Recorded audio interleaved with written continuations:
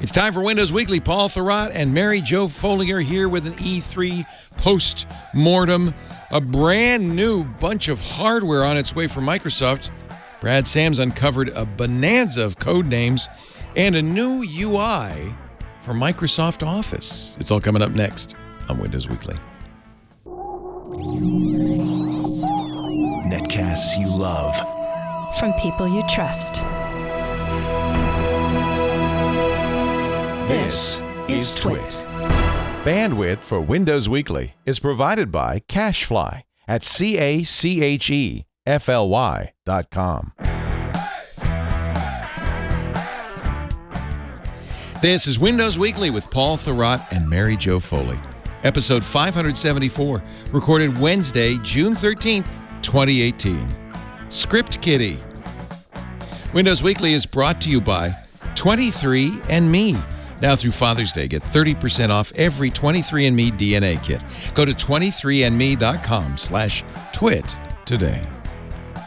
It's time for Windows Weekly, the show where we cover the latest news from Microsoft with two of the premier Microsoft watchers. From ZDNet, Mary Jo Foley, all about Microsoft.com. Hello, Mary Jo. Hello, Leo. And from, where are you from, Paul? From Lower Macungie Valley. I come from a galaxy far, far away, Leo. Paul Thurrott of Thurrott.com. And together, they are the dynamic duo of Redmond. In fact, Mary Jo had a big scoop on the Office, the new Office, but we'll talk about that in a second. You're going to bury the lead again. It's not okay. This is funny because Paul and I debated before the show Leo, which of these stories to do first. Yes. And I'm like, no one cares about Office UI crap. And I'm like, Mary Jo just gets her way again, whatever. It's all they care about. No, I thought it was interesting. It wasn't really a scoop. It was an embargoed story, so. Oh, well, you had it first, so there. Meanwhile, Brad unearths. There he is. Sorry, I had to say it 3 times like Beetlejuice. Brad unearths a bonanza of upcoming Microsoft code names. Now, actually, this is a big story, too, because this is all about new products, right? It is. Lots of good confirmation in there and some legitimately new stuff, at least to me. Yeah, Same. I'm excited. Mm-hmm. So where do we begin? Go ahead, Mary Jo. Well, the first item is Xbox, but you know what? I'll begin with that. Wait a minute. There'll never be a new Xbox. We're done with console gaming. No. Everybody knows streaming is the thing. Even Microsoft's going to do it. No? No. Well, yes. But Yes, but no. So at E3 on Sunday, they confirmed a story which I think Paul had first, which is there will be a successor. He tweeted it Xbox. first. I tweeted it. Yeah. And Brad, I'm not a very confirmed good it too. reporter. You're not. I don't know. Understand, Like, you can't monetize a tweet, right? he was kind of slacking on That's that. been my experience. I'm terrible at But this. here's the crazy thing. So at E3, they said there'll be a family of Xbox consoles. What? And Brad found out the code name is Scarlett. And so there's been dispute in the Microsoft reporter ranks about how Scarlett is spelled. I feel like Brad that's not a says- new name. Well, Brad says spelled with 2 T's, but the original reports of it had it with 1 T. Frankly, my Well, dear, I don't give a damn. In the internal documentation, there's 2 T's. It's 2. Oh, Yep. Paul's seen the paper. I'm not saying or confirming that, Leo, but I did state that rather emphatically, didn't I? You did. Let's just say there are 2 T's in the original Microsoft documentation. Yeah. Let's go to the record. Let's go to the It's on Twitter, so it's got to be true. Yep. Right. That's And then that's the how other I do piece things. that's the other piece that's new is don't skip over the don't skip over the Xbox. No, this is still part of it. Oh, This is okay. part of it. Whew, I thought Mary The Jo. timing. Just moving right No, past guys. that. Guys, no, I'm staying with you on Xbox. When is the question? 2020. When? 2020. That's 2 years. 2020. That's actually not that far away. 18 months. Makes it sound closer. My cat is squawking. She's very excited about the new Xbox.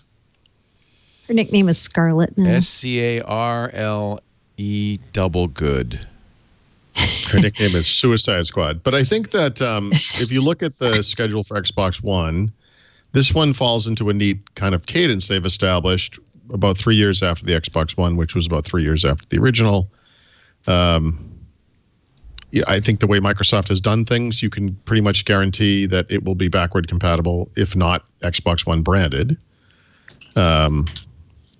And the question, there's all kinds of questions. Even the documentation, it's not really clear what this thing is as far as architecture, feature set. Right? Yeah. Why would you release a new console? What would be the need? Well, it's the same need they had with the Xbox One X, right? Which was they did the cost-reduced version first, the Xbox One S. They do a bump in functionality, which I think is important, 4K HDR in games. They had to do that, yep. Yeah, and I think that you can look at it like that, the next step of that. I'm sure at the time they'll probably promote it as true 4K or always 4K. Right, as opposed however to you want to say it. Upscale. But the nice thing about it is that continuum of compatible devices, right? And so if you invested in an Xbox One back in late 2013 when the first one came out and you didn't upgrade to the S, maybe you didn't go to the X, now you've got this thing where all of the games and all of the content you have just moves along with it. And I think that's the new way, at least that Microsoft is doing things. I don't know, Sony seems to be on a different path, but they've looked at the console world and decided that this 8-year, whatever it is, run where nothing changes is just unsustainable. Interesting. Mm-hmm. Yeah. So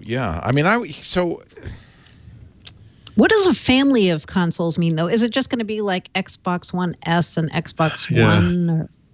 Yeah, I never heard that. I just heard they were working on a next gen console. So my guess, based on just logical assumptions, is that they'll mimic the situation today where they have a normal and a high end one, and that the new normal might be what is the Xbox One X today, but cost reduced, and then the new high end will be whatever they call that thing. The upper end, always 4K, for lack of a better term, console. It makes sense. Yeah. So okay. Interesting. And if it's two T's, it's named after a person. If it's one team, it's a color. It's a color. So aren't two T's a color? No, one T is a color. Oh, one T is a color. Okay. Two T's is Scarlett Johansson. Yeah, or Scarlett O'Hara. Scarlett O'Hara. I know. I tweeted back to Brad. Is one of them codenamed Rhett? And I'm like, maybe he doesn't know Gone with the Wind. Atlanta. He doesn't know. He has no idea. Brad was born in the 2000s, Mary Jo. He was. No idea. Brad, what? Who? Okay, good. This is a good leak. Yep.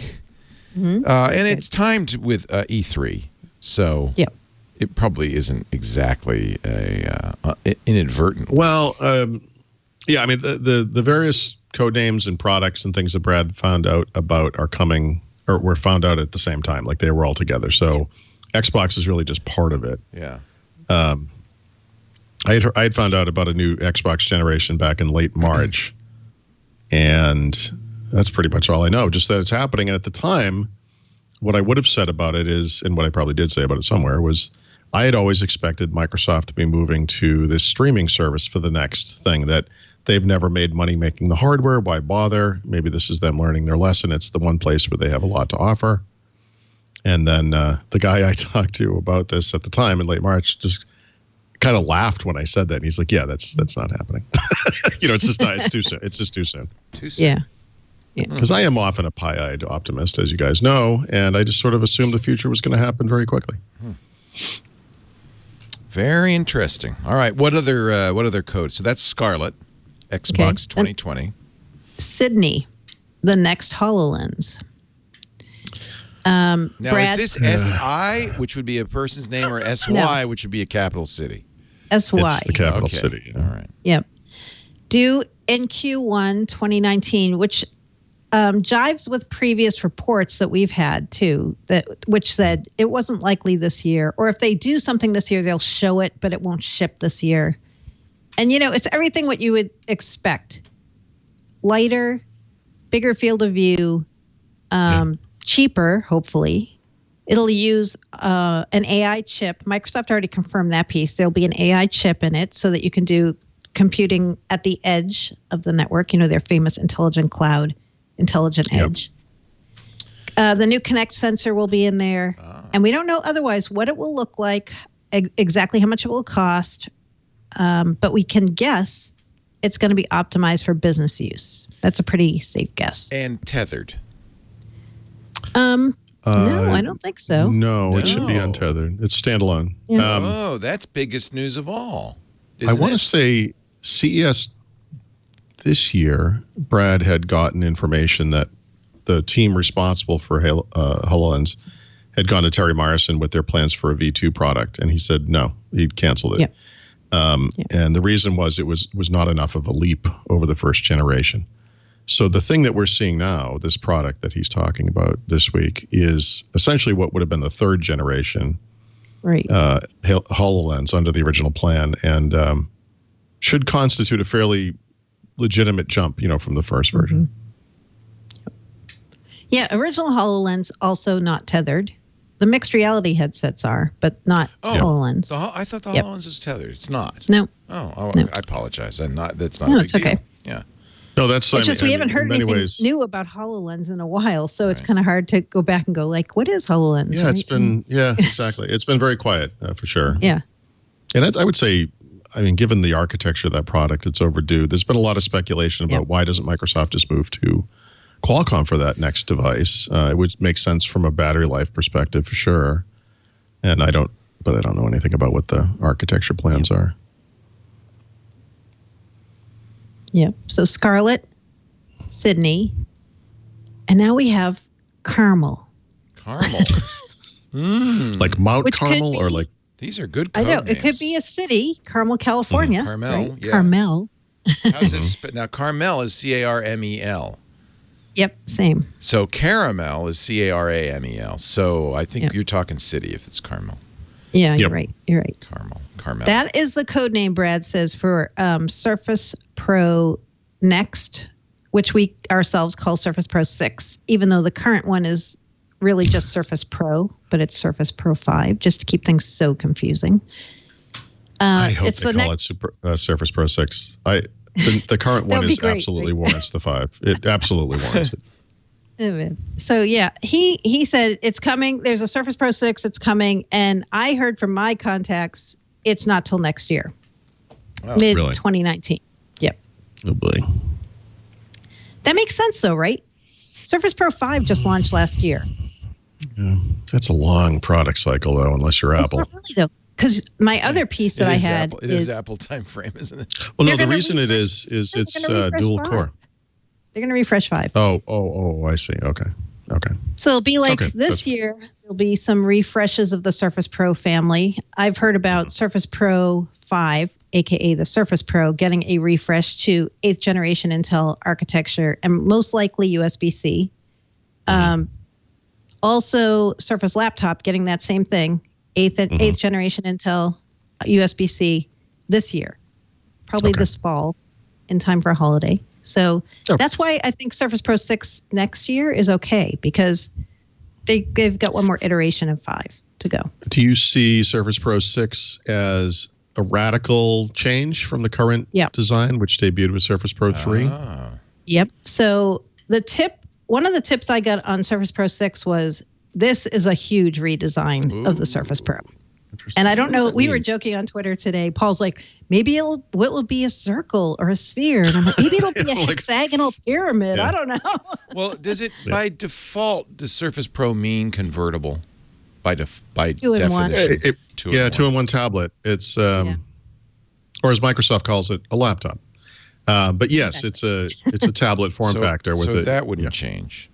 Right. Well, I wonder. I mean, I know. What was a radical change, right? You could have much smaller bezels than the current form factor and have a bigger screen, which I think would be very interesting to people, especially now with the dial and the pen usage. I think, that would help people a lot. But I think the form factor is correct as far as like a 3x2 display overall. The device is nearly perfect. I mean, I happen to prefer bigger screen devices, but Surface Pro today, the type cover it's a fantastic computer. So I'm just curious why you would even mess with success in some ways. I wondered when I heard that if it would take any cues at all from the Surface Hub 2, which has that amazing display that we've seen in the video. I'm like, I wonder if there's going to be anything that comes from that and migrates to the Surface Pro family. I don't know. I guess what we should be thinking about is, okay, if it's mid-2019, like what are they going to be doing to Windows and Microsoft 365 and Office 365 in that time period? Because that might give us clues, right? Yeah, everything we see from 1809, which is the version coming out in the fall, which is arguably one version ahead of when a Surface Pro, whatever, would appear, the new one, right. Is very much focused on productivity. And there's no real hint there, I don't think, to a direction you would take with hardware. No, I don't think so. I don't know. Yeah. So we don't know a whole lot, but that's kind of what I've heard about the Surface Pro refresh and family. You know what's curious, though? Neither Brad nor I have heard anything at all about a Surface Book refresh. Yep. And I don't think that's because of the timing, right? It was refreshed the most recently, and it does have USB-C. Right. Okay. So maybe that's why. I don't think it means it's the end of the line or anything. No, no, but they have the quad-core processors. They did, remember, second screen size. They did USB-C. You could make the case if you're going to do a 2-year refresh cycle, they don't need to be refreshed until late 2019. Yeah. So the other thing we have no tips. How about this one? No tips on Surface Studio refresh. Also. Yeah. Surface Studio is tough because I know Windows Central says there's a code name for it, which could be Capitola. That's right up the road from Carmel. Oh, so maybe. Okay. So I expect there to be one. The problem with that device is its expense and the kind of hissiness of it. It's kind of fantastic, but pardon the pun. I'm sorry. Is it too loud for you, Paul? Yes. I have not experienced that. Well, you're not using it hard enough. No, I don't know. No, that's okay. It's interesting.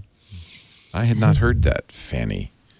I don't know. It must have an HQ or HK processor, and it's probably a quad core. I don't think. I think it's more like a laptop. It had a 5,400 RPM hard drive in it. Yeah, that's terrible. See, they gotta. There's a lot that you can do there with discrete graphics. It should be, it should be a mobile workstation, right? The case is the size of a laptop, basically. It's all screen.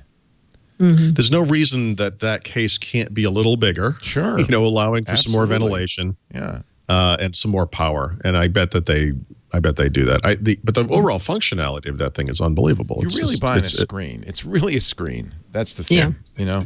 And I know a lot of people want them to do a display that is just that screen, but they've never said they would. I've been begging for this for years. 27-inch 3x2, 3,000 by 2,000 Surface display. I think their thinking is that this display is expensive. It's the bulk of the cost for the Surface Studio.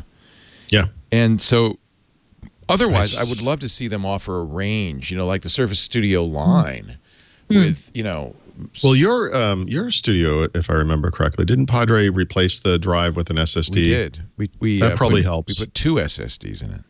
Yeah, and it's terrible to me that the expense of the screen almost forced Microsoft to cut corners in other areas, because this is a device that needs to be balls out, all high-end components. So I bet they get it right for V2. It's a beautiful product as is. I wonder if they'll use the hinge that's in the Surface Hub 2 somehow in the Surface Studio, because that was weird. That hinge so you could actually to rotate this display.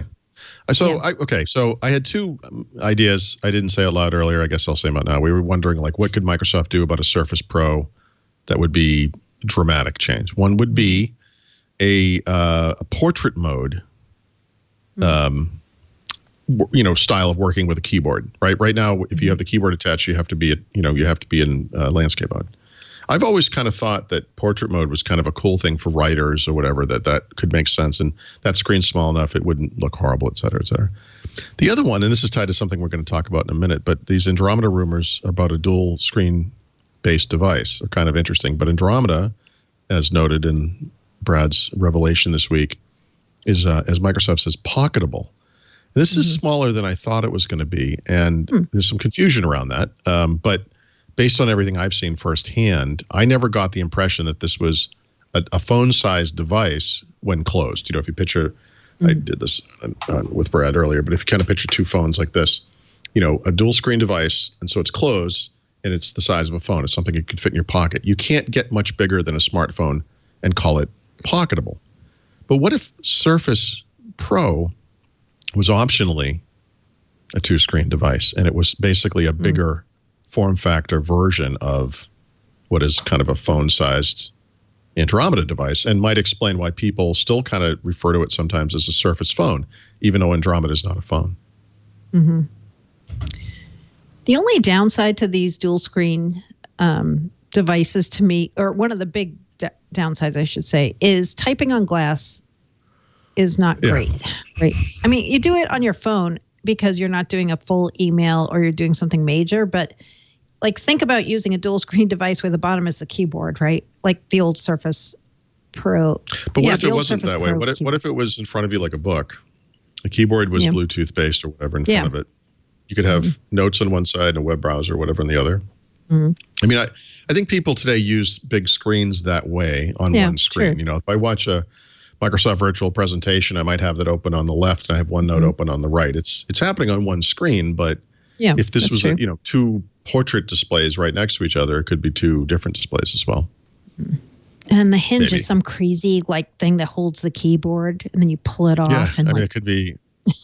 Maybe. I don't know. I am not suggesting. We're just guessing. This makes any sense. I'm just trying to imagine. What they. Intel did show off reference designs recently where people were building, and other vendors too, where they were building dual screen laptops, right? Actually, that's a big part of, I think, the information that Brad got, which was that, I think it was with regards to Andromeda, where they specifically mentioned third parties would be making these things as well. One of the things that came up out of, I guess it was Computex last week, was the Intel thing you're talking about, which is essentially a reference design. But I don't know if it was leaked or announced, but there was also a Dell design that came to light that was a dual screen, I think a laptop sized device.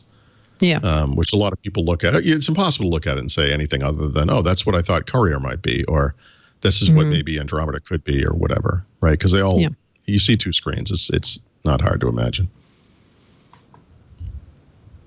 Yeah. Oh yeah, the other code name we haven't mentioned in the big group of them is Libra.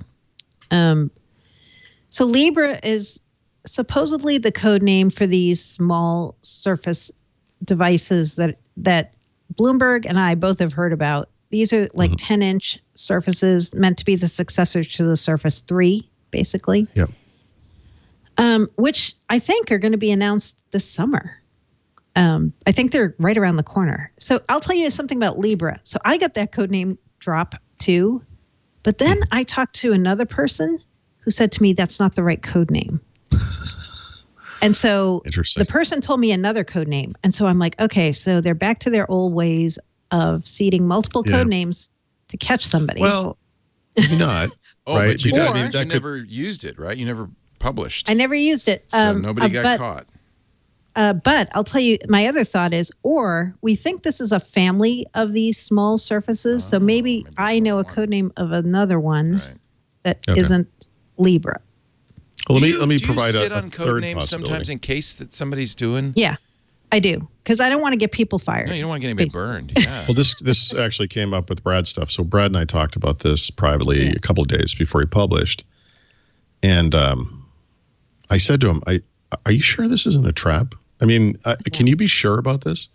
And he said, "I'm going to verify this stuff with people." He did. You know, I got to give Brad some credit in kind of an old school journalism sense. He actually started calling official Microsoft channels, trusted sources at Microsoft as well, talk to people in PR, et cetera. And either through just a goofy turn of phrase or whatever, he actually got confirmation on virtually all of it. So wow. It was kind of interesting. So, but one of the thing to kind of speak to the possibility that Libra might not be the right name.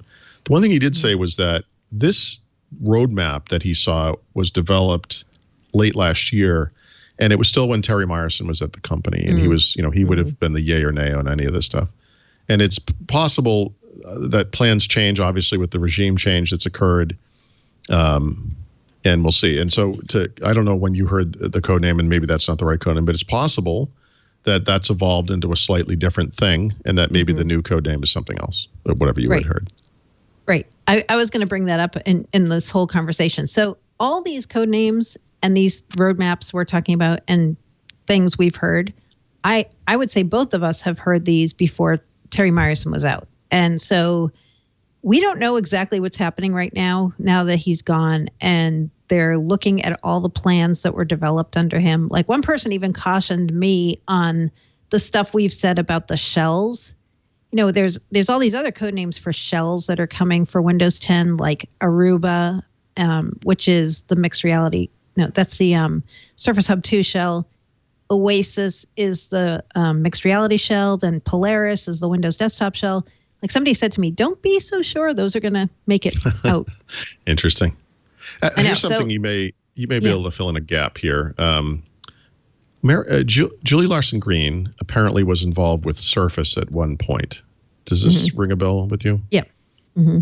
So when Surface Laptop shipped, I guess when it shipped, so it would have been a little over a year ago, I was talking to a guy I've known for a long, long time at Microsoft. And we talked about Surface Laptop a little bit. And I said, it's kind of odd here in 2017 that Microsoft's coming out with its first laptop. I mean, this is an established form factor. It kind of runs against the grain of the whole point of Surface, supposedly. They changed their entire marketing for Surface last year so that everything is a laptop, almost to make up for the fact that they had released a laptop. It was kind of a strange thing. And what he told me was that design was actually the oldest existing design that they still had that they had never used. That happened while Julie Larson Green was still in Surface, and I don't have a time frame for that. And that they had dispensed it because they were not going to do it because it was a laptop, and they didn't feel like it was innovative enough. And that the reason they released it last year was that the stuff they wanted to do was so far off. They had this big gap all of a sudden in the lineup as far as timing goes, and they didn't have anything to fill it with. And they kind of said, well, what can we do here? And they said, let's make the laptop, And that was kind of why it came about. And so I wonder, too, with these designs, or these products, it's possible that this year could come and go, or the next 6 months after that could come and go. But like, things can come up again. It may not be feasible to do something like a dual screen device right away for the same reason that Surface Studio is so expensive. But maybe it's something that over time becomes more affordable, and then they can make sense of it further down the road. I think the other part is they want to make sure they don't repeat what happened with Surface Mini, right? Which was you actually built thousands of these things, and then at the last minute you're like, you know what? It's not differentiated enough. We're not going to launch it. That story is unbelievable, and it is. I would say, obviously there was something going on. I think this was during the transition to the new CEO, and he was the one, or him and his senior leadership team collectively, whatever it was, decided no, like literally at the last minute. But it's really interesting to me because they built those devices to hand out to reviewers, to people like me and Mary Jo. And so they exist. And so you'll see every once in a while someone at Microsoft, or someone who knows someone at Microsoft, or whatever it is, will post like a little grainy photo of it. These things existed. And it was only the tablet. It had kind of it wasn't a type cover, but just like a cover that could act as a kickstand. But they didn't have a keyboard for it, a physical keyboard that they had built anyway. And they're out there. So, they exist. But it was kind of plasticky looking. It looked a little bit like those kind of polycarbonate Lumia phones or whatever. And it was that, what was it? It must have been Surface Pro 3. It was that year. It was. That was going to be the event. Yep. Surface Mini, and Surface Pro 3 was a little throwaway. Oh, by the way, we also did this, And then of course the event became just Surface Pro 3. Yep. Yeah. Andromeda is the one I keep wondering about, because we've seen evidence in the SDK for Redstone 5. There's been the code name has shown up in the code, and actually in the code, people have heard about this for so long. The patents for the hinge seem to be out there, and it seems like, okay, they must be building this, right? But this is the Surface Mini who's it thing. For, right? I know. Like, who's this thing for? People tell me I'm bitter and mean when I talk like this. I feel I am with you 100%. If you can separate yourself from the enthusiast, but it would be cool argument, and literally think, well, yeah, but what market does this serve? What point does it, where does it do things better than other devices? You come up with a rational justification for this thing, and I can't. I know. I see like feline a dual hairs. Screen. My cat's like right on top of the laptop, right? Get down. It's a dual screen, foldable device, pocket size, like you said, with a pen. Yeah. Okay. Like, what do you do with it? You take notes. Yeah, what do you do with it? You put your shopping list on it. I don't know. Okay, but we can do that with we do that with phones. You can do that with today. your phone. You mean? I know. Like Leo has the this? future in his Like hands. that. What is Yep. that? Like a Scion or something? Yeah, it's like What a is that? Scion. It's called the Gemini. I really like it. No, Sure. it's cool, but It's do you Android. need a third device? No. Phone? It's For a the phone. early Windows CE devices that were like that, a little longer. You could use it So as the a keyboard- phone. It's about. This is a 5.7-inch screen. So if you thought of a 5.7-inch Android phone with a physical keyboard attached, that's about what you do. Yeah, but you know what? You'd have to be wearing a special kind of shirt or pants to call that. I to always call wear it a pocket. special. You know what I'm saying, right?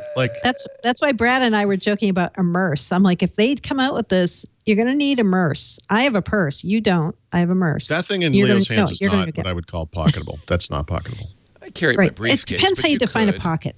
You could carry it in a jacket and like Like an engineer pocket or something like like. if you have Yeah. a suit jacket, it fits right nicely in there.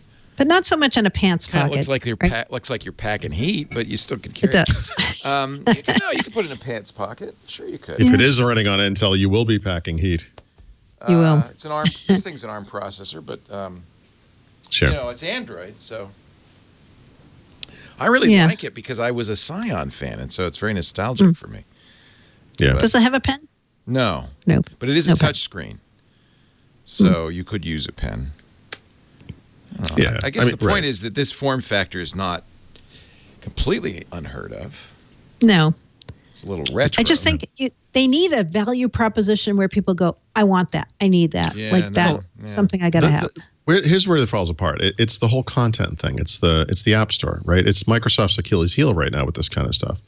People make fun of Microsoft maybe for adding like a mobile App Store to Windows 8, and fair enough. But now that Google has done it to Chrome with Android, and Apple rather is doing it to the Mac OS with iOS, those actually make sense because the mobile app platforms there are super popular, and there are lots of great apps that would make sense on these other devices.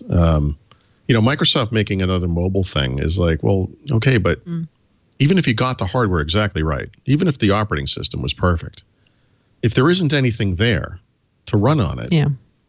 you're just running into the same problem all over again. Yeah. So I think it's based on Android. Not really, but No. maybe it should. Do But you maybe still? it should be. No, I don't. Well, I think it should be. I don't think that it is. I don't think it is because the references keep showing up in Redstone 5, right? Yeah, exactly. Yeah. Yeah, I mean, the other thought I had about it was maybe it's, Microsoft has shown this. They have these, I forget what they call this app, companion device. Like Teams has this companion device app where, say you're in a meeting and you want to actually show your phone during the meeting, or you want to use your phone as like a PowerPoint clicker, or you want to use your phone as something. Maybe it's that. Right. But that doesn't seem like a big enough market again to create a whole new device category for them. I appreciate the ambition. Yeah, me too. I think at I think it some would be point fun.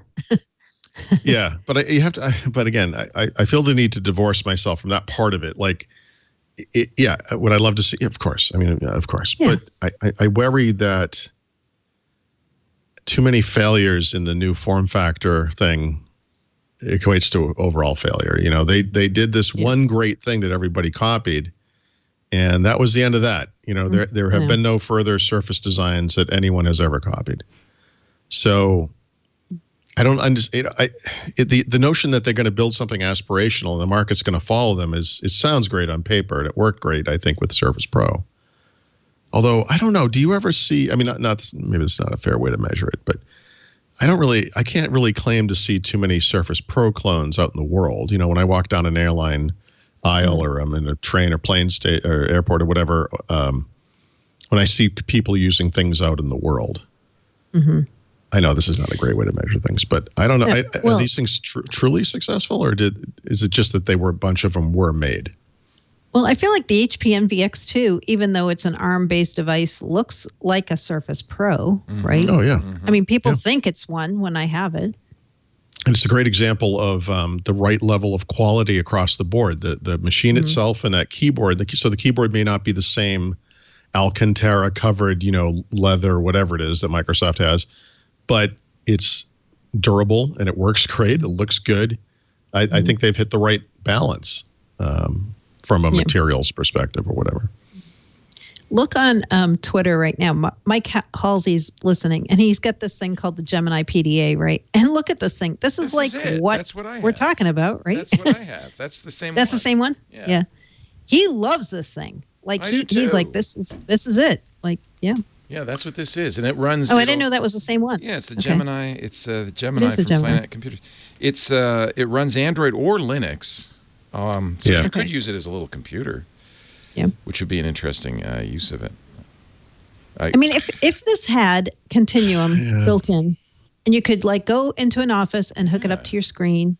The thing that's cool is that this is believe it or not, a fairly usable keyboard. It's actually better than the MacBook keyboard. Oh wow! Sorry, but the problem though is, so anyone who owns this thing still has a phone. Phone. Why not just use your phone? What if the Continuum was just built into the phone? I've lost Leo's phone. I can't hear you, Leo. Because I didn't turn on my mic. So you can use this as a phone. I put a T-Mobile SIM in it, and it's a phone. Oh, you do? Yeah. Okay. It could be, I mean, it's big, but it could be your only phone. You can Skype with it, which is cool because it doesn't have, what it doesn't have is it doesn't have a camera on this side. So it's not but it does have a Skype camera. All right, but it could. So, all right, that's fine because let's face it, if you were to survey phone users, what's the thing they do least on their phone? Is probably make phone calls. Yeah. So the fact that it can do that is great. It has to be there. But if it becomes a secondary usage, which I think is what it is. Yeah, this is really a pocket computer is what this is. Yeah, that's okay. Yeah. I like I like it. Would you ever carry it instead of a laptop or an iPad or whatever? Like as an alternate to it? Who are you asking? I really thought about it. Leo. So it depends on your tasks. I wouldn't do photo editing on it, but I could. Right. But I can use SSH on it, so I can log into my server, which means I could do programming on it through the server. I could do because it doubles as a phone. Yeah, I think for short trips, I think this would be fine. Yeah. Surfing is fine. You have enough of a screen. You do everything in portrait mode. I mean, landscape if it was mode. a good phone, if it was a good camera, it could be the one device, right? There's still a holy grail thing there. Yeah, I think that's where we're trying to go here. Yeah, is one device that serves everything. Last Friday, I took the afternoon off. We went into Philadelphia. I was meeting a guy I used to speak for up in Boston when I was told that he happened to be in town, and I felt weird about being out of the office for the afternoon, and I was worried something was going to happen. Maybe there would be like a new build would come out or something. I didn't want to be trapped like an hour and a half from home. So I just threw a laptop in the car. We, parked it in some public parking place. So I was worried about it the whole time. But, this kind of thing but I mean, that kind of device kind of, you don't want to use it every day, but it solves the problem because I can't do that work on my phone, right? I can't. And I don't want to do all of my work every day on that device.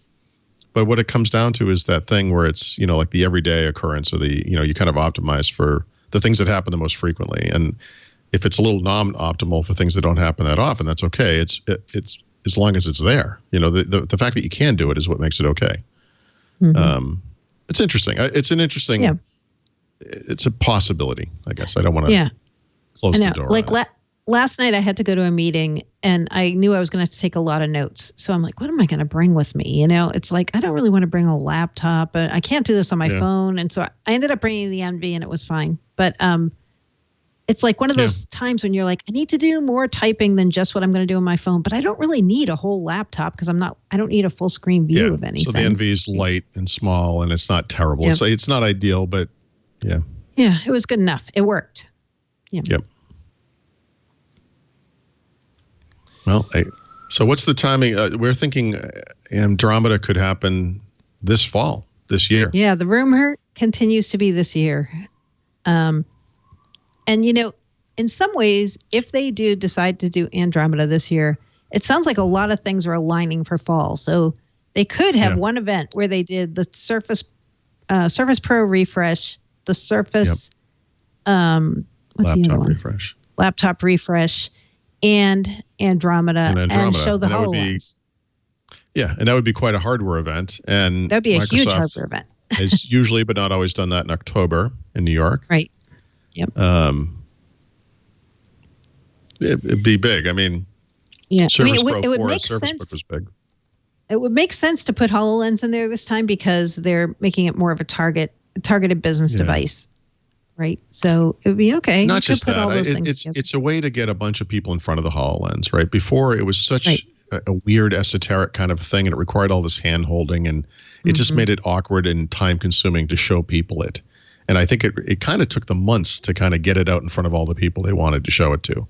And this time, given the passage of time and the experience that people have with it, bringing it out as part of a mainstream hardware launch makes sense for sure. There's one other piece of hardware we haven't talked about too that I have some information about. So they're also building a new Surface accessory, I hear, that is a headset with a mic that looks kind of like a Jabra headset. Headset with a mic. For gamers? I think not for gamers, but I'm not positive. I think it's for business use. For teams, like for doing conference calls and so forth. That's what I would guess. And so one person told me if they do launch this, they would also introduce this alongside the new Surface refreshed devices, likely, which would be another thing that could come this fall, right? I don't have a code name on it. I've heard it a couple times now that there's a headset, Surface headset type thing. And, it makes sense because even if it's not for gamers, they don't really have anything like that. And they're really pushing the whole Teams thing. If you're in an office environment, a lot of people wear headsets, right? Especially first line workers making calls, sales calls and such. So for them to get into that market, it wouldn't be that weird. Oops. Working off of your phone out on the road and being able to be in on the meetings or whatever makes tons of sense as well. It does. It does. Sorry, Srirachi just entered something into the notes that I'm trying to get rid of. That damn cat. She's a PlayStation fan. Let's take a little break. Wow. We will come back after Srirachi is properly disciplined. No. That's never going to happen, Leo. No, it's never going to happen. Get the glove. Get the spiky glove. Spiky glove. We will come back with the changes to Microsoft Office next. And you can be the judge. Did they bury the lead or not? Right now, I want to talk about 23andMe, our sponsor for the show today. This is like very modern. If you had told me 10 years ago, oh yeah, someday you'll just be able to send in a vial of your saliva, your spit, and they'll analyze your genome. They'll tell you what your genes say. I would have said, no, that costs tens of thousands of dollars. That can't possibly be a consumer product. But it is. We live in the 21st century. In fact, the minute 23andMe announced, I went out and I got it. And actually, I have to say, a lot of credit to them. Because over time, they've learned more and more about what specific, markers on your genes mean. And so over time, my 23andMe reports have gotten more and more detailed, which is great. I mean, it's like I keep getting more stuff. Let's see. Here, they've got a great Father's Day offer. If you go to 23andme.com/twit, we're now through the 17th, so you only have a few more days. You can get 30% off every kit. 30%. That includes free gift wrap. So give it to Dad, and what you get is a variety of things. Here's the ancestry reports that tell you things like, my composition, 39.7%. This is mine, British and Irish. Little French and German in there, 21%. And then some Italian, some Iberian, some Balkan, Scandinavian, 0.1% Ashkenazi Jewish. And by the way, I got a little Neanderthal in there too. This is an example of something that's new that they didn't know before about Neanderthal traits. They didn't think Neanderthals and Homo sapiens had interbred, but they had. I have 4% Neanderthal genes. By the way, there's new reports all the time. I'm less likely to have thick hair. This is the traits report. My odds of disliking cilantro are not increased. For some people, did you know cilantro, which is one of my favorite herbs, to some people tastes like soap? That is a genetic trait. And apparently, I do not have the genetic traits that make cilantro taste like soap. I mean, this would be a great gift for anybody who's fascinated about genetics. There's wellness too. Oh yeah, things like are you likely to be a deep sleeper? I'm, believe it or not, predisposed to weigh less than average. Obviously, I failed my genes on that one. There's so much in here. It's just really great. You can even download your raw genetic details and upload it to other sites which accept the database. It's a standard database. Let's see here. And here are matches, relative matches. Oh, it looks like my father is my father. I didn't realize my dad had done it. Or is that, yeah. Oh, I guess, never mind. I was going to give it to him for Father's Day. My father is my father. My mother is my mother. I have 47.2% of my dad's DNA, 49.9% of my mom's DNA. I don't know where the rest came from. My sister is my sister. And then there's these cousins. These are all relatives. So I guess everybody in my family's done it now. Shoot, I was going to give it to Dad. If your dad hasn't done it, if you haven't done it, get 30% off as many kits as you want at 23andme.com/twit. I love this. 23andme.com/twit. Find out what makes you, you. 23andme.com/twit. Find out what makes Dad. It's so much fun. What else can we look at? That you can actually, with the Ancestry report, you can see I have 4% Neanderthal. Yeah, I guess I just got Dad's stuff. I didn't realize this. My sister. You're at least 5% Neanderthal. I now know my paternal haplogroup. I could see where my father's people came from, and they migrated. This is so cool. Anyway, I'm 1 in 38. 1 in 38 23andMe customers have my haplogroup. But I do share on my mother's side the haplogroup of the Cheddar Man. So this explains why I like cheese. This is new. I did not. It's so funny. This my dad must have just done it. That's awesome. Kind of ruins my Father's Day surprise. But other than that, if Dad hasn't done it yet, go to 23andme.com/twit today and get 30% off plus free gift wrap through the 17th. 8% of all the men in the world are descendants of Genghis Khan. At least in our brains. In our minds. In our minds. So, I think you did not bury the lead. Now, on reflection, I think those code names were the right thing to lead with. But I am still very interested. I'm going to prove you wrong. No. I think the redesign of Office is a big deal. Okay. So I'll give you the top level and then let Paul rant because he cares about this a lot more than me. Oh, hold on a second. I support what they're doing. I don't really have a rant. No, I mean rant in a positive way about why this matters. We need a word for that. We do. That isn't rant. We do. Exactly. All right.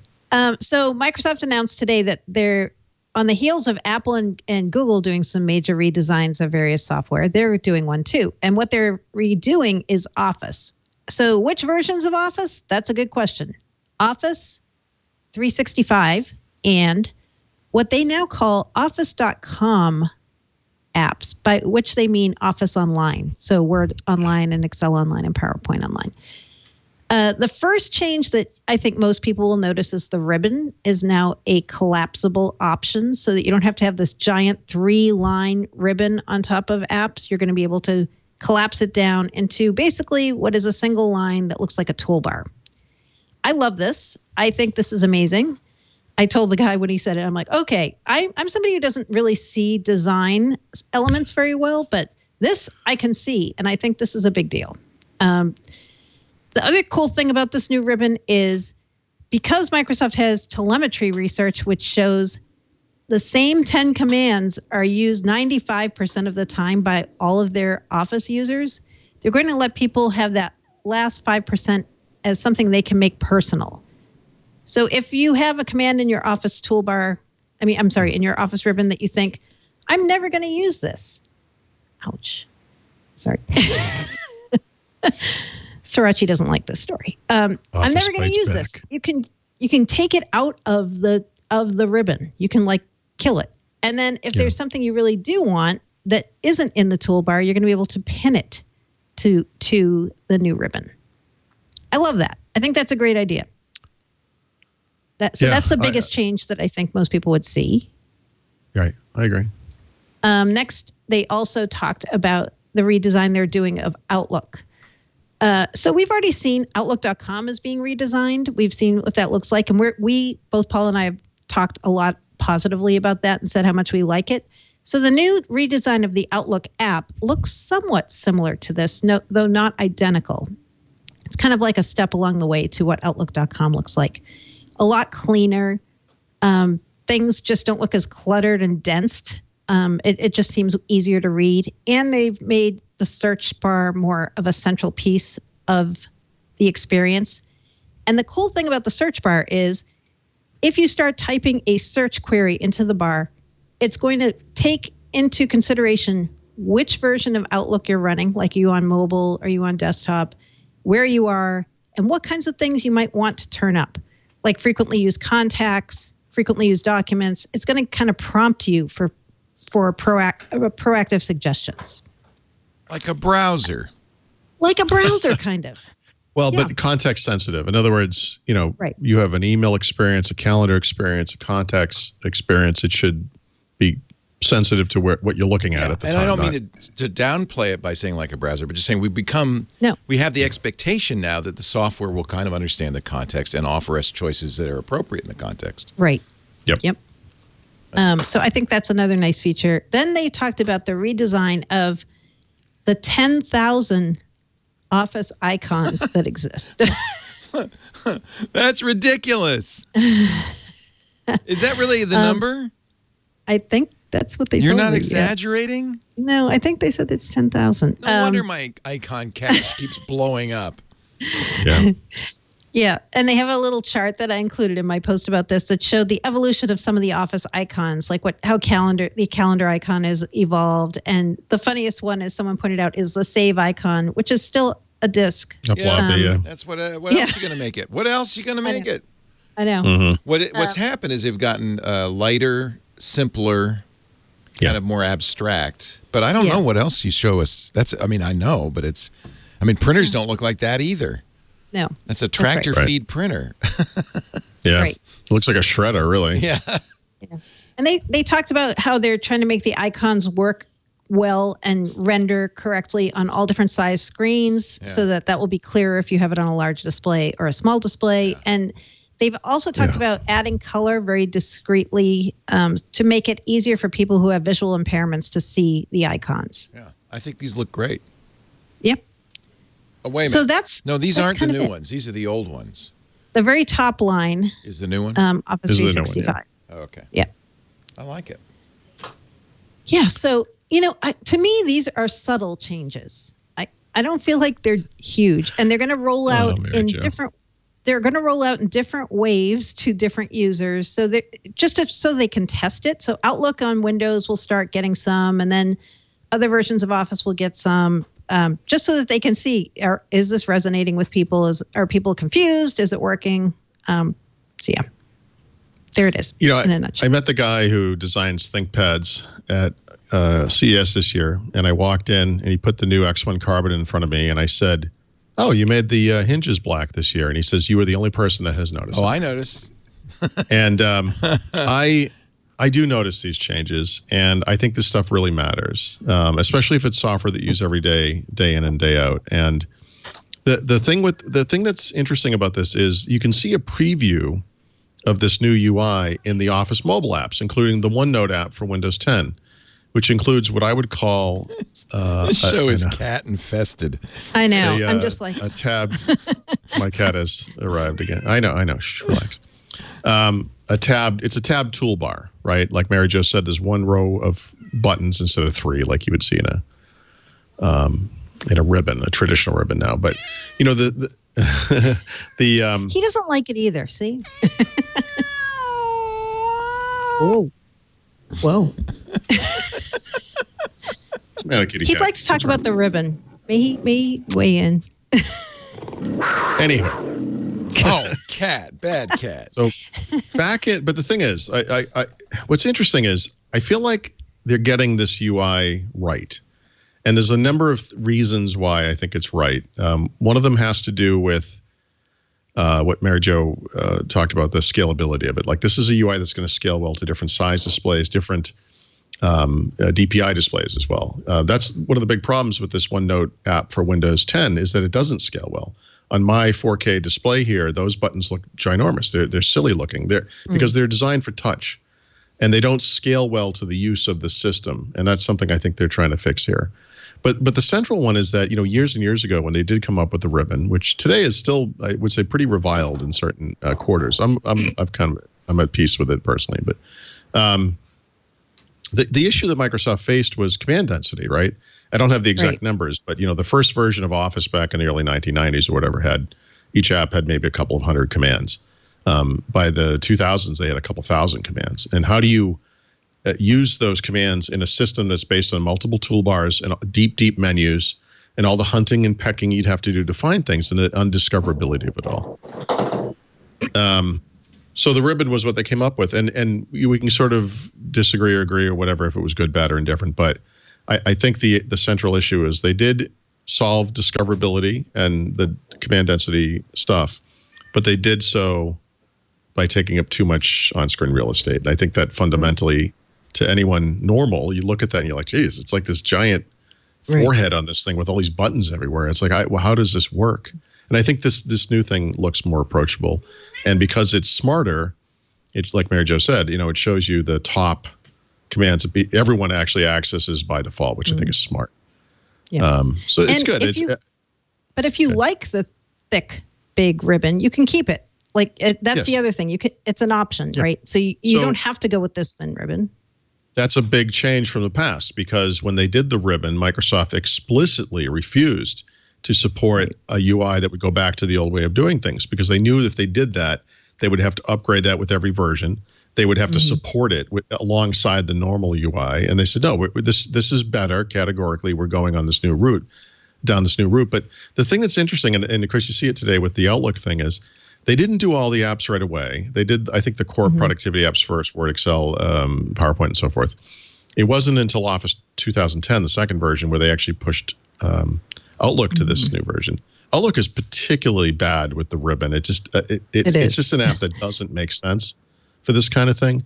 And you can look at kind of nouveau Office applications. There aren't really that many, but like Sway or Teams or whatever. And these are things that wouldn't be served well by a command-rich ribbon of options. Like it just doesn't make a lot of sense for those kinds of apps. So they're taking the opposite approach this time. They're giving you the flexibility to go back and forth. They're starting with other apps. They're literally doing the core ones later because I think they're afraid of upsetting users yet again on desktop anyway. And you know, we'll see. It's interesting. You know, they talk about this Fluent Design system in here. I think the Fluent Design stuff is kind of superficial, honestly, and from what I've seen so far. But Fluent Design is something that they're rolling out in Windows 10 over time. And of course, this new design is something they're rolling out to Office over time. It's kind of interesting. They're doing it in kind of the same way. They're going to get feedback. They're going to change it over time. It sounds very familiar. And the weird coincidence there is that the original name for the ribbon was the Fluent UI. And so they're actually reusing that name, 15 years later almost, for something else, which Microsoft has a history of doing. But I don't know. I like it. I mean, it's interesting because I think it solves the primary problem with the ribbon, like I said, and I like the thing I've seen in the Office mobile apps, but it fixes the problem I had with that as well, which is that it's just too. It's not. It doesn't scale well to the display, so it seems like they're getting it right. Yeah, I like it, and I like that they've given it. It feels like a lot of thought, and not just foisting it on people, right? And they're thinking, okay, if people, who use Excel suddenly like have a mutiny over this, maybe they won't introduce it to Excel. I don't know. I mean, it seems like they're going to really phase it in a very tested, thoughtful way, which I like. I remember when the ribbon showed up in Office, I just flipped out. I was one of those people who flipped out. I'm like, it was out of control. I remember David Pogue doing a thing where he had a tiny little editing window and he had all the ribbons turned on. No, that wasn't from the ribbons. That was the reason they did the ribbons. That was when there was toolbars. That was toolbars. Because you could turn on like 27 different toolbars in Word, and all you'd have left was a little a little space. What was What was I thought that listen, the central innovation behind the ribbon, which is real, is that nobody thought, and this is suddenly years ago. Yeah. At the time, the feeling was Office productivity software is mature. It's a word processor. It's a spreadsheet. What else are you going to do to it?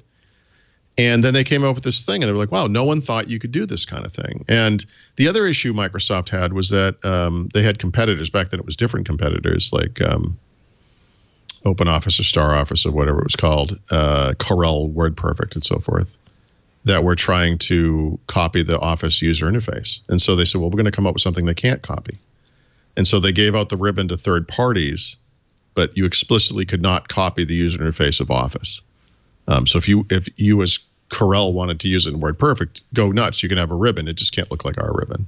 Yeah. And that was also, part of the goal, I think. Remember that like a lot of the UIs in Windows started in Office first, like the command bars that preceded the ribbon. And then the ribbon itself has arrived in Windows in the form of it's in Paint, it's in WordPad, it's in the File Explorer. It does feel like the ribbon got bigger and bigger and bigger over time, though, right? I mean... No, it didn't. I don't know if it really did, but it feels like when you look at apps with it now, you're just like, wow, it's so overwhelming. Yeah, it all swole up. But I understand the idea originally of the ribbon was to expose features that nobody knew existed, right? Right. Yeah. So how are they going to handle that? Well, actually, okay. I was just going to say, I think they've decided, we want to let people use what they need and want and not try to voice features on them that they don't need. You can do mail merge in Word, but if you don't need it, who cares? Yeah, good thinking. Right. Thank you. The other thing is, and it's funny, if they had come up with this a few years earlier, they might never have done the ribbon. In recent years, they built something called Tell Me into the Office applications. You should try it out. It's pretty cool because you know what you want, you just don't know where it is. And so maybe if you use a simple example, like how do I find italics? You could type that into Tell Me. You could probably say it too. It's probably microphone based now. And it will actually highlight in the UI where that thing is. And if it's in a submenu, it will open it up for you and show you. And it's kind of a neat way to teach people how to use the UI. If that had just come around a few years earlier, the ribbon might never have happened. It might have been no need for it. I use Tell Me in PowerPoint all the time because I don't use PowerPoint a lot. And then when I need to do something, I'm like, oh, how do I do that? And it really does work. Yeah, no, it's great. And there's no reason. I'm sure that continues in the new version. New toolbars. So exciting. Leo, it is exciting. You didn't bury the lead. You did not. No, Paul was super excited about it. And he goes, I bet you're going to tell me you can't even see some of these changes. I'm like, okay, you're right. You're right. In space, no one can hear you scream. But I'm pretty sure Mary Jo could hear me screaming from New York City. I did. Now, I have to send you some emojis to calm you down. That didn't really have its desired impact. Mary Jo had a story that excited me about a new Office 2019 for Macintosh. Right? Yeah. I guess it's exciting. So I use a Mac, so that's why. I know. Right. But don't you use Office 365? You don't use the standalone. Okay, so this is the version of Office that they call the perpetual version, the one-time purchase. Affect my Office 365 version? No. Oh. No.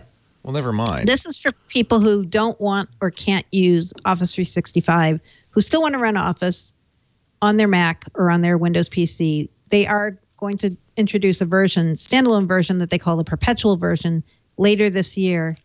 And they've started testing the Mac version among commercial users as of this week. Wait a minute. So now this is an interesting story, though, that they are going to have two different user interfaces depending on how you get Office. Well, that's what I was just going to ask. That So in other words, bizarre. Yeah, they will. Right. They will. Right. So in other words, we found out a few months ago that Office 2019 would be available for standalone purchase. And there was a Windows preview, I don't know, April maybe. So the Mac preview is out now. But yeah, I was just going to ask you this. So this is not eventually coming to Office 2019 standalone. It's never coming to Office 2019 standalone. I believe it's never coming. But you know what I wonder? I wonder if there is one more version of standalone Office, which we don't know whether there will or won't be. But if there is, will it ultimately take that new UI? Because what happens with the standalone version is it picks up features that were introduced a long time ago for 365 and ultimately folds them into the standalone version. I know you don't think there'll be another Office standalone. I don't know. So let's step back just for 1 second. The second phase of this new UI rollout is Outlook for Windows, which means Outlook 2016 for Windows, right? Right? It has to. This summer. I mean, they're releasing it this summer. I think that's what they said. Yeah. Does that mean, though, Office 365 only? Oh, that's fine. But I'm just saying they're literally going to take the existing code base and change it to support this new UI. Right. For a product that came out 3 years ago or whatever. Yeah. Only for people who have Office 365. That's fine. Whatever. I get it. Right. And then Office 2019 is going to come out 6 months from now with the old UI.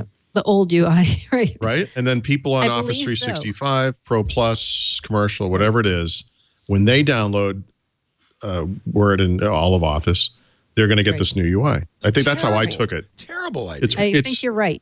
I believe you're right. But this is how enough that it would confuse people, you think? No.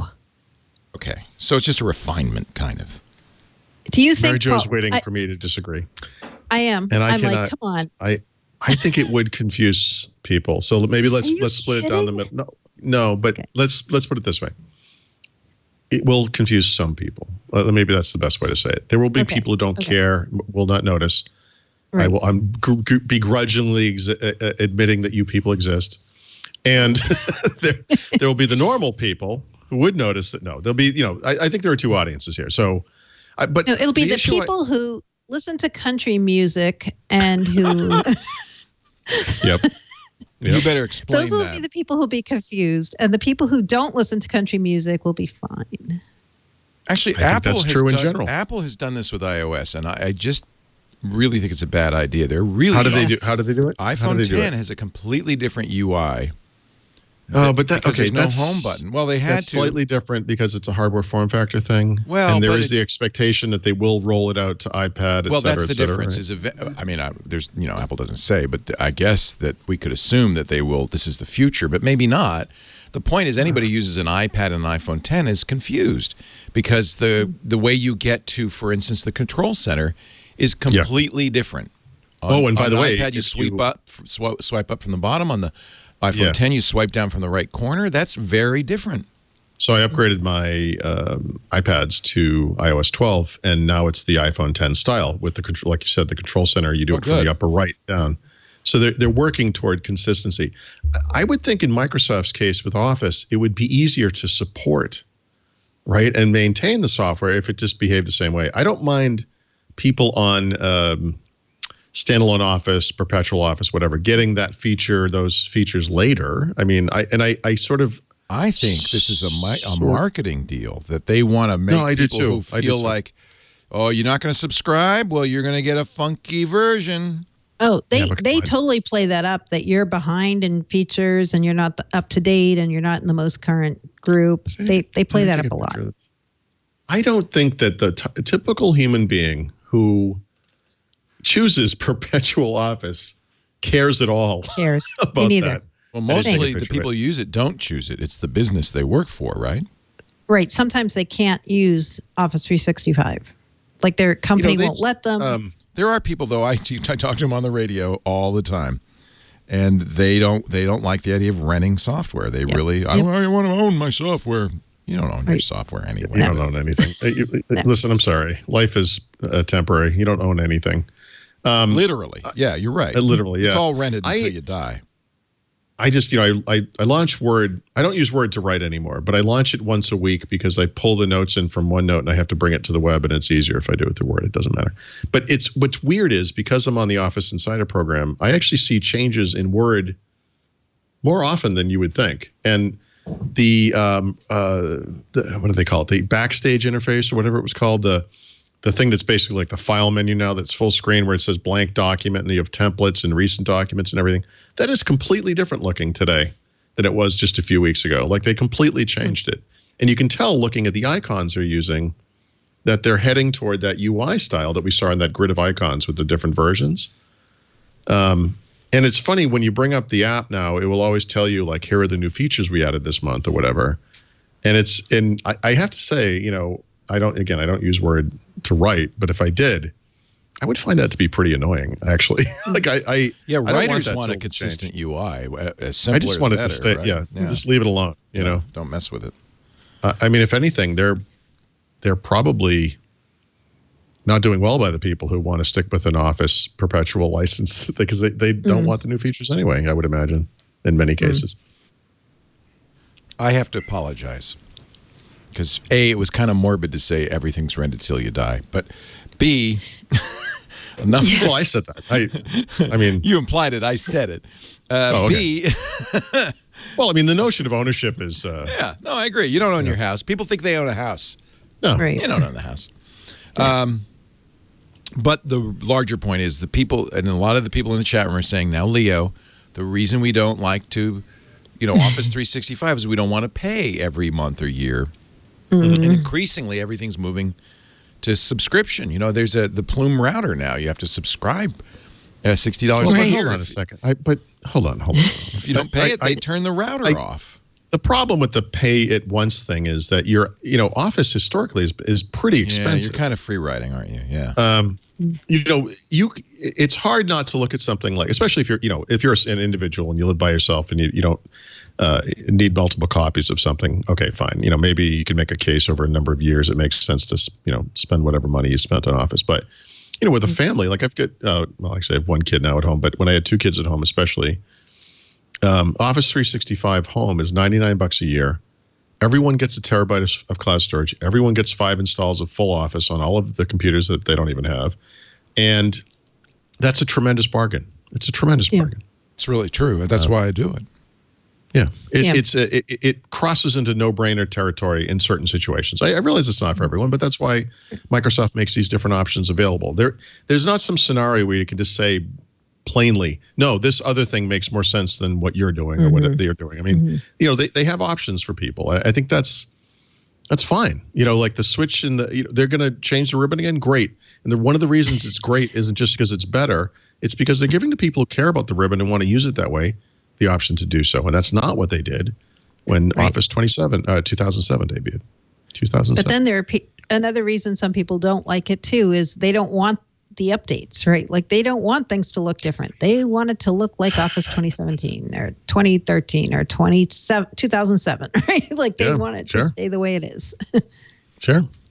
And that's, I guess, in the context of this conversation, the real issue is not whether you should rent or buy, but that Microsoft is going to make a difference in the UI between those who rent and buy.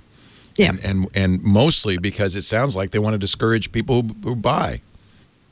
Yeah, probably. I think. Yeah. I mean, look, the going theory here is certainly it's my theory is that at some point Microsoft gets rid of the version where you just buy it. I just feel like this is going to happen eventually. It will. It will happen someday, but I wonder when. Yeah. Yeah, I don't know when, but. I mean, yeah. There's a fairly brisk market for software that has no UI. Especially for writing, right? I mean, by the way, that's why you use Notepad, right, Mary Jo? You don't want anything. It is. It's why I use a Markdown editor. At some point, the bigness of the UI, and I did all kinds of things in Word. At some point they gave you the option to collapse the ribbon down. You can do that kind of stuff. It's just the whole thing is too big. It's the reason I very early on stopped using Outlook. I just found it to be too much for what I thought was a very simple task. Me too. Exactly. And this is, by the way, this isn't in the notes, and this isn't something I necessarily intended to discuss, but I think there's a big group of people out there, including some people at Microsoft probably, who believe that Office, meaning this productivity suite that people use on computers, is somehow one of Microsoft's greatest assets. I actually think it's not, and I think it's the opposite of that. I think it's a relic of the past, and that all of this extra functionality, even though it is necessary for certain people, especially in Excel, who I would call power users and thus a niche audience, is just detrimental to the rest of the world. In fact, if you were to hold up this new UI next to, say, Google Docs, I think what you will discover is that this new thing looks more like Google Docs than it does like the old Office. And that's by design, because no matter, and everyone, I mean, there are power users who are listening to this are saying, you're crazy. Google Docs doesn't do this. Google Sheets doesn't do this. Google, whatever it's called, doesn't do the whatever presentation thing that PowerPoint does, whatever. Most normal people don't need that stuff. And I think they look at something like Google Docs as being approachable. And I think they look at something like Office as like, geez, it's like a battleship. It's like putting someone who drives a car every day in the cockpit of a plane and saying, find the altimeter, and it's in a sea of dials.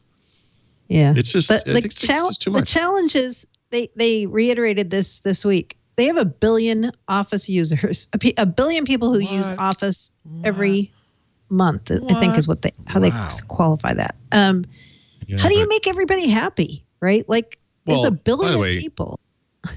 First of all, that actually speaks to the problem with Office too, because that billion people, which used to be 1.5 billion people, which probably used to be 2 billion people, whatever, are largely made up of people who never upgrade Office, right?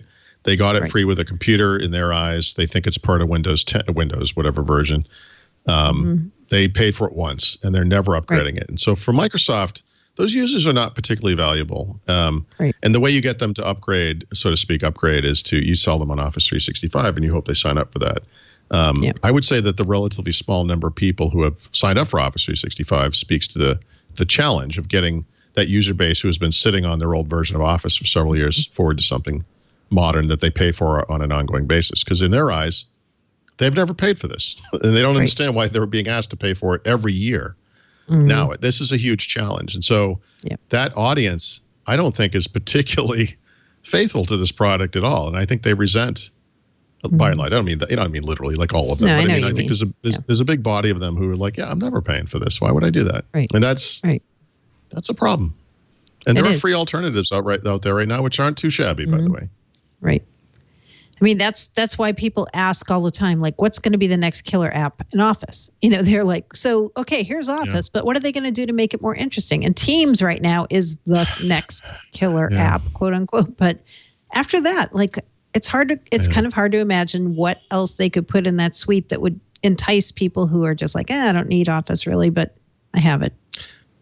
I mean, what was the last major client application added to Office, really? It was probably OneNote. There were things like InfoPath, Sway and Delve. I know, Sway, Well, Sway is not in the suite, right? Sway is a new style Office application. It's kind of weird. It's like web and iOS for some reason, Yeah. I don't know. Maybe the problem is we're thinking about it in terms of Office, that at some point, just like Microsoft kind of walked away from Windows being at the center of everything, they're still holding on to Office as the productivity brand. It might be true to say that the Office brand is holding back some applications that, a lot of people associate Microsoft Office with this stodgy thing from the past. Cat butt. Yeah, he agrees. I wonder if PowerPoint is the most used bit. I would guess we never talk about PowerPoint. Yeah, but who uses Word really? Yeah, anymore. Who does? Right?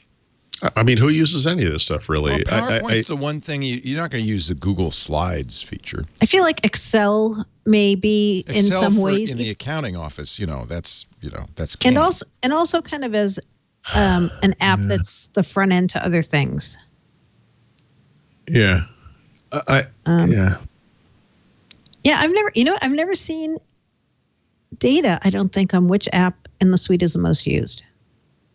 Again, it's always very telling when you don't see a lot of data about something. And I think with Office, no, I mean, seriously, like I think with Office, the thing they're not telling us, when they say 1 billion people, it's like, well, that number's smaller than it used to be, for one thing. I think the usage on this stuff just goes down and down and down. And it's still big. It's like Windows. You still have to keep it going. You're going to, freshen it, blah, blah, blah, whatever. You try to make it appealing to users. There's certainly more of an opportunity to make money on an annual basis from people with Office than there is with Windows. No doubt about it. Right. So there's a business there. It's not a small business. It's, but it's still tough. It's still work. It's still, yeah.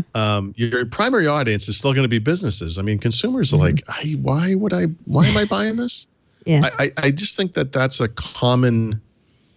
No one's kids are using Office in school anymore. Oh God, we're raising. Not. Well, okay, but I mean, we're raising kids not to even know this exists. And I keep talking about this coming generation. It's my kids, right, who grew up on Google services. They're going to go to college and go and get jobs. And to them, the notion of, what do you want me to pay for here exactly? I've gotten this thing free my entire life. It's a problem. Yeah.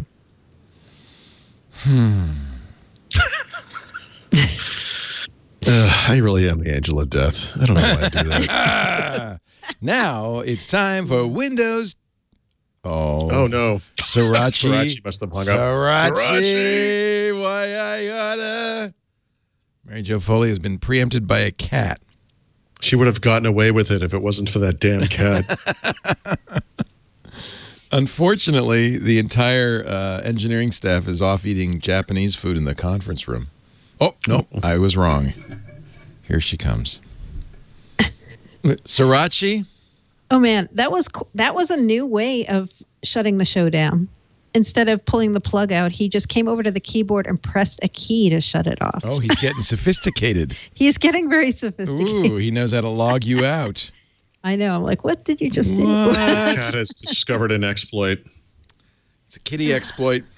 Kitty exploit. He's like, enough of the ribbon, guys. He's a script kitty. He is. Ooh, script kitty. Nice. Now to Windows 10 and the secret switch. What now? Oh, I'm sorry. Didn't mean to wake you, Paul. The what now? So the latest Redstone 5 build, actually it might be the second oldest now, I can't recall anymore, but if you go into settings, there's and you can get help, or you get, I guess it's autocomplete in search. You can type in switch to S mode and it comes up as a thing. Now, it doesn't actually let you switch to H mode, but the switch to S mode. But in Windows today, if you're running in S mode, Cortana, switch to S mode. We're going to do some seashells down by the seashore. We are. You can find how to switch from S mode into normal mode, non-S mode. The reverse is not true. So I kind of jokingly refer to Windows 10S or S mode as a one-way dead-end street, but the existence of that thing, even though it doesn't work yet, suggests that they might be working on making it more of a two-way street. And I do sort of feel, and I've been saying this all along, like I think Microsoft kind of scales back the craziness on S mode or Windows 10S over time. And I still think that a really cool thing to provide users with would be the capability to install the handful of applications they need, the Chrome, and then go to S mode after that point and have those apps still work, And I don't know that that's what that means. It might disappear into nothingness. These things happen certainly when we beta test Windows, but it gives me a little bit of hope that rational minds are prevailing now, and maybe they won't make S mode the hard stop that it's been all along so far. This is interesting. So I searched Bing for S mode. Mm-hmm. Well, because I used the, No one's perfect. It came up with Mode S or Mode Select is a new way to interrogate an airframe by using a distinct address, such as an aircraft address, that only a particular airframe will respond. Many years ago, Mode A and C were developed for airframe identification and altitude reporting. Thank you, Bing. So Microsoft search engine, when you search for a Microsoft feature and a Microsoft product. Bing. Interesting. Google got it right. Yeah, that's weird. Well, I'm surprised more people don't use Google. I don't want to be a Debbie Downer on Paul's theory here, but there's no way they're dialing back the crazy. I like it. Dialing back the crazy. No, I don't think so. I think switch to S mode will be a one-way thing. It'll be if you switch from Pro back to S mode, you'll lose everything, and have to start over. That's, by the way, a more realistic outcome. But it's interesting that they're allowing you to go in the opposite direction. It would be and I was telling you, I ran this past somebody I know, and they were like, "Wow, are we really going to do that?" it's in your product now. I was like, well, maybe, because right now the only way you can go is if your machine ships with S mode enabled. You can go up to Pro or Enterprise or Full Home and not pay anything and switch out of S mode, but you can't go back. By the way, that was one dialing back of the crazy. I mean, they're doing baby steps here. You're right.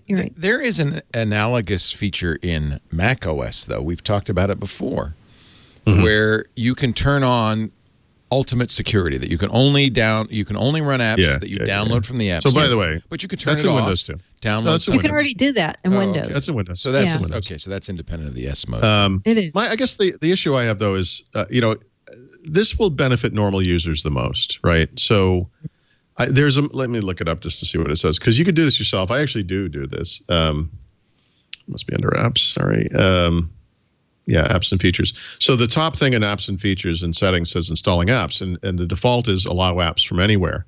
But you can also allow apps from the store only, which is essentially a software switch for S mode. Yeah. But then there's the setting I use, which is warn me before installing apps from outside the store. I feel like that's just enough of a pause for enough people for them to think about it, a little bit. Because if you're installing Google Chrome, it's a safe application from a major software maker or whatever. You're not going to worry about it. But if you're downloading Bob's utility from bob.com or whatever, sorry, Bob, you don't know who that thing is. And, sometimes Smart Screen will show up, throw up a little blocker there too, which is very helpful. But I think that extra step is okay. It's just a little, it's like the middle brake light on a car in front of you. It's just a little bit extra. Let you think about it, and then you can make the decision for yourself. That's kind of an adult way to handle it. Yeah, I like that. Okay, so that's not what they would use an S mode switch for, though. I don't know. I mean, we'll see. We'll see if it stays in the product. I mean, every build that comes out, we'll look at it again, see if it turns into something. Right now, all it does is go to the activation page that's under settings or updates and whatever it's called. No, you know why I don't think they'll do this? Well, there's a couple reasons. One is they're still trying to figure out a way to try to make Edge take off. And if they let you download Chrome, that's game over. Game over then. Whoa. Hey. I feel like it's already game over. Get down. The cat is a menace.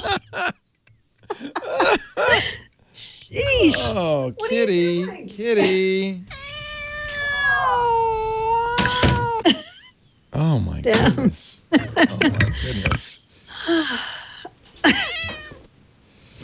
He doesn't like the S mode talk at all. Yeah, no one's all that happy about S mode. No, and the other reason is, okay, if they did what you think they should, why would you ever use S mode at all? Like, why wouldn't you just click the install store apps only, but then shut that off for a minute and let me install a couple that aren't store apps? Yeah, they should do that. That's exactly what they should do. S mode is stupid. But they're not going to get rid of it. Today, it's stupid today because there isn't enough of an ecosystem to support it. It's a good goal. It's a good endpoint. Yeah. It's something you should strive for. But I think there needs to be a multi-year plan to get there. That's all. I'm behind it. I get it. And there's no doubt. I mean, you were one of the original ones. You actually, I remember when they first talked about it, you were like, this is the future of Windows. This is how it's going to be at some point, right? The keyword in that sentence is future. Future. It's not the present. It's like the ARM thing. Like, I get where they're going. I love it. It makes tons of sense. Today, it kind of falls short. I still think they should keep working on it. I think this is the thing we get to. And that the combination, by the way, of ARM architecture and S mode is what is essentially the future of mainstream Windows. I really think that's true. The problem is it's 2018, not 2020 or 2021 or whatever year, Yeah.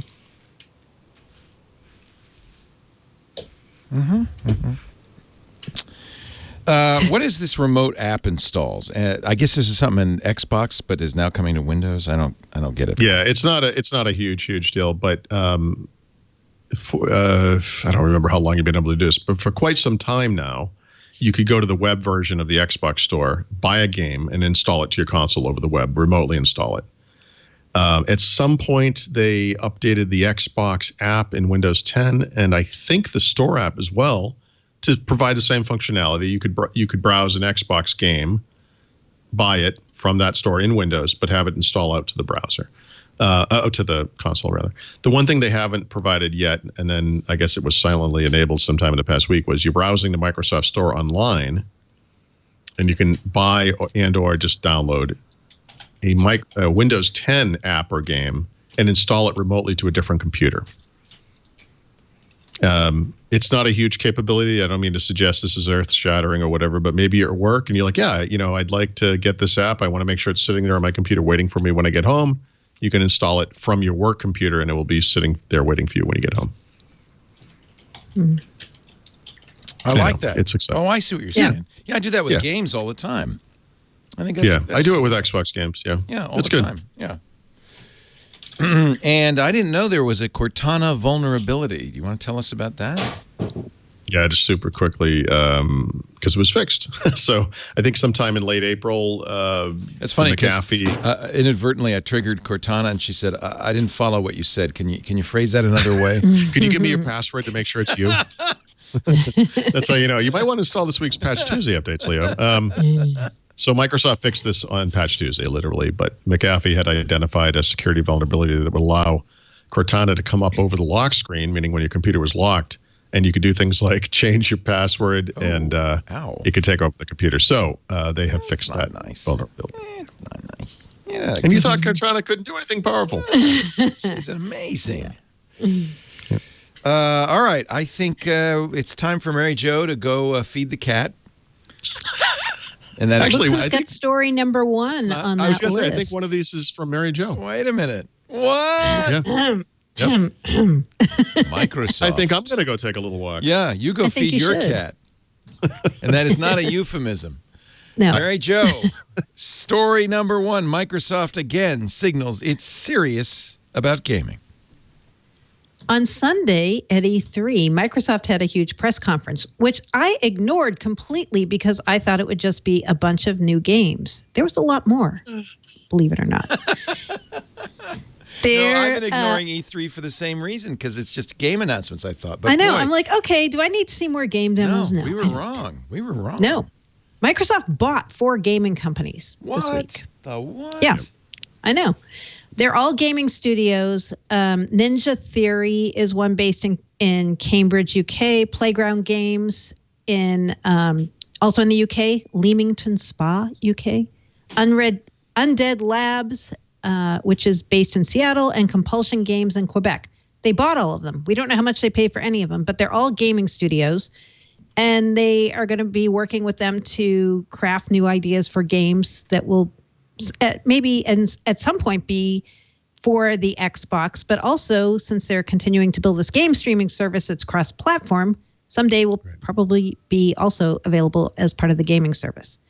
And they announced they're also building another new Microsoft studio as well in Santa Monica that they're calling The Initiative. Wow. Dun, dun, Is dun. there money in gaming? Yes, there is. There is. And, a lot of this goes back to going forward. A lot of what Microsoft's doing with gaming is going to work on Azure and be hosted on Azure. And they're working with other third-party gaming houses to get their stuff hosted on Azure. So in some ways, this is a cloud story. In some ways. In some ways. In other ways, it's still just a boring gaming Nice way story. to twist it, Mary Jo. No, she's right. Microsoft, just by virtue of the fact that it's been losing this generation of console sales, has had to adapt to the way the market's gone. And what the result has been the most consumer or gamer-centric video game platform available. It's amazing. And there's a lot of things to it that make it amazing. The Xbox Game Pass is absolutely part of it. Xbox Play Anywhere, where you buy first studio games from Microsoft, and they work on both Windows 10 PCs and the Xbox. So all of those 5 studios, all of the games they come out with, previously those things might have come out in PlayStation, they might have come out wherever else. Now there'll be Xbox exclusives that will work across platform. But like she said, they're also working on this game, like a cloud game service thing, which I've been talking about, I feel like, for years. So they've confirmed it, and they're going to make this service hardware agnostic, so it should work. These games will work anywhere, and I think she's right. I think the future of Xbox generally, but just of Xbox Play Anywhere specifically, which is an Xbox Game Pass specifically, becomes Xbox Plus. It becomes Xbox. Xbox being a service, so it will be whatever hardware you have. In the future, you could have a smartphone with a Bluetooth based Xbox controller playing the new Halo game on a bus going to work. It's actually, it's actually pretty exciting. Although we shouldn't trivialize how hard it is to do a game streaming service. Like you said, Microsoft's been talking about this for years, right? There have been previous attempts, and both Sony and Microsoft are going to do it. On Live went out of business, remember? Right. Because they couldn't figure out a way to handle peak load. Right. The whole idea of these things is that the server is doing all the work, which means you have to have a heavy-duty gaming machine on the other end. And at 5 or 7 o'clock, when everybody gets home and wants to play, you have to have enough hardware to support all of that. But most of the time, it's just sitting there. Right. I think today's smartphones, and certainly the smartphones we're going to have in a couple of years, Qualcomm has come to the PC. I mean, there's a shift happening here, where the ability to have incredibly powerful hardware in your pocket is no longer a dream. It's a reality. And 5G networking and more pervasive broadband are going to solve, I think, the connectivity problem. Yeah, but not immediately, not for everybody. You have to have the bandwidth, but Sony, anyway, is saying anything that plays Netflix will work. So it doesn't need to be a high-end device. It could be a cheesy streaming device. You just need the bandwidth. Yeah, right. But you're going to use the device you have. It could be a set-top box on your TV if you're in your living room. It could be a Fire Stick. A phone. Yeah, of course. So I think that's what's interesting. I think Microsoft say the same thing. I mean, Sony's apparently using Netflix style technology to do it. I don't know how Microsoft has not been as specific. They haven't said how they're doing it right at all. No, it's still years away. But the point is, they've acknowledged that this is their future. They are coming out with the next generation of consoles. They've not said that will be the last, but it's sort of like the Office thing. It's going to happen eventually. Once again, the poor guy in the submarine is just left out in the cold. Yeah, that guy gets screwed all the time, but he can use his copy of Office 2003 to write his letters with mail merge because he knows exactly where it is in the UI. Last night, we're on Mixer now, by the way, which is great, the Microsoft streaming service. And they actually do a really good job. I think it really looks good. Low latency and the quality is excellent. There's a chat room, which I ignore. But I don't know like the rest of Mixer. Yeah. Oh, now this is going to get weird because there's going to be Mixer in your Mixer. Mixer and Mixer. I watched last night, so I kind of discovered Mixer because of this. I mean, I've known about it, but I started watching. And so last night I watched the Fortnite Pro-Am on Mixer. What are you laughing at?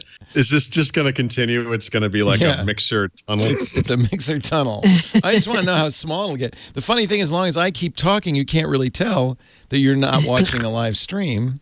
It's just like, it's getting weird, though. It is. It is getting weird. I enjoyed the reason I started watching because iJustine was on, and I have a tiny Leo, crush is on this the Matrix? It is. But I don't even know what's happening at this point. What I don't want to do, but I'm going to do is turn on the audio to this because that's what is going to really sound strange, right? Oh, I guess the audio's off. Well, that's a relief. Anyway, I thought that was kind of fun. And I bet Microsoft wished they wrote Fortnite. Yeah. Although they do give it away for free. Right, but they make $1.5 million on iOS alone every single day on digital skins.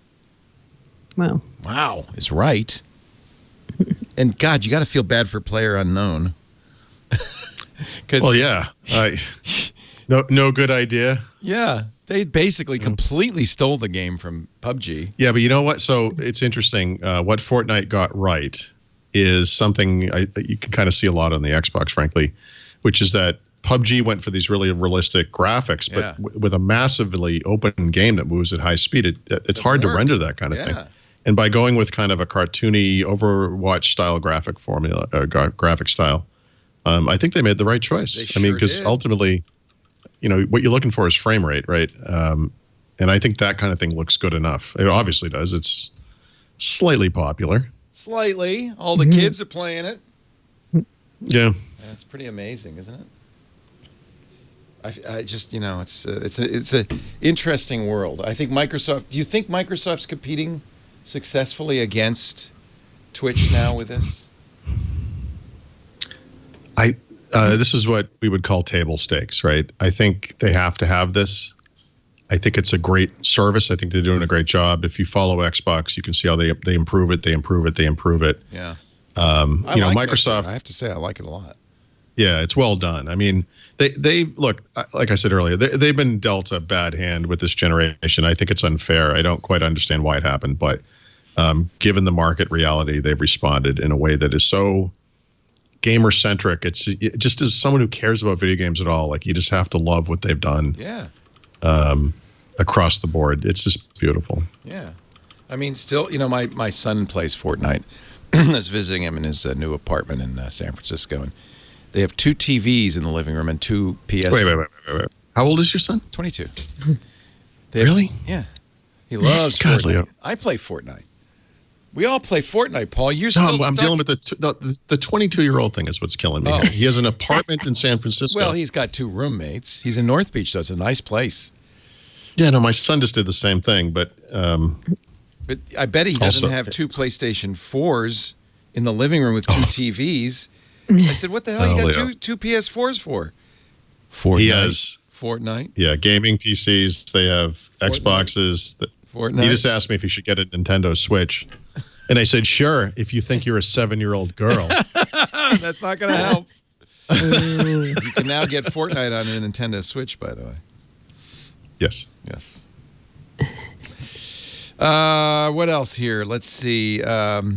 Paul, we did the Yeah, we did that stuff. anything you want to share with us, Mary Jo? Anything? No, I think I'm all set on E3. Okay. Paul mentioned already the tweet about the next generation Xbox. Do you want to share any more about your thoughts about where Microsoft will take gaming? Nope. This is the gaming service stuff, the cloud stuff. I think it's exciting. I think the neat part about it is it's always been obvious. This is their future. This is what they need to do. Well, And it's they've not their just kind of- entire future, Paul. Are you saying in gaming it is, yeah. in gaming? Oh, I I see. think- All right. Yeah. Yeah. I think this is them. How important it's is sort of- gaming to them overall as a business, though? Really? I think it's going to be a huge part of their future. Big. So, all right. yeah. Yeah. And actually, there's a story here somewhere where Microsoft doesn't have a consumer play almost at all, with the one exception being gaming. If you look past gaming, all they really have is, well, business users are human beings too, so they must want to use technology on their own. But none of those people are choosing Microsoft anything. Right. So the gaming thing has emerged as a nice kind of nexus of their capabilities, and they've proven to be good stewards of Minecraft. We talked last week about GitHub, which I know is not gaming related, but they can buy these things and do well by them. I think they'll do well by these gaming studios. I wish they had done this sooner. They're a little slow moving to that stuff, but they're finally picking up this notion like, hey, maybe we need some, platform exclusives and some first party games. So that's all good. But I if you look at Microsoft's top level business units, how many of them are there? 4 or 5, whatever it is. I think gaming emerges as one of them. I think gaming will eventually be one of the top pillars of the company. And they need a consumer facing product. Yeah, and Xbox is a strong brand. I mean, they don't have too many brands. What was the supposition? Why do they need a consumer-facing presence?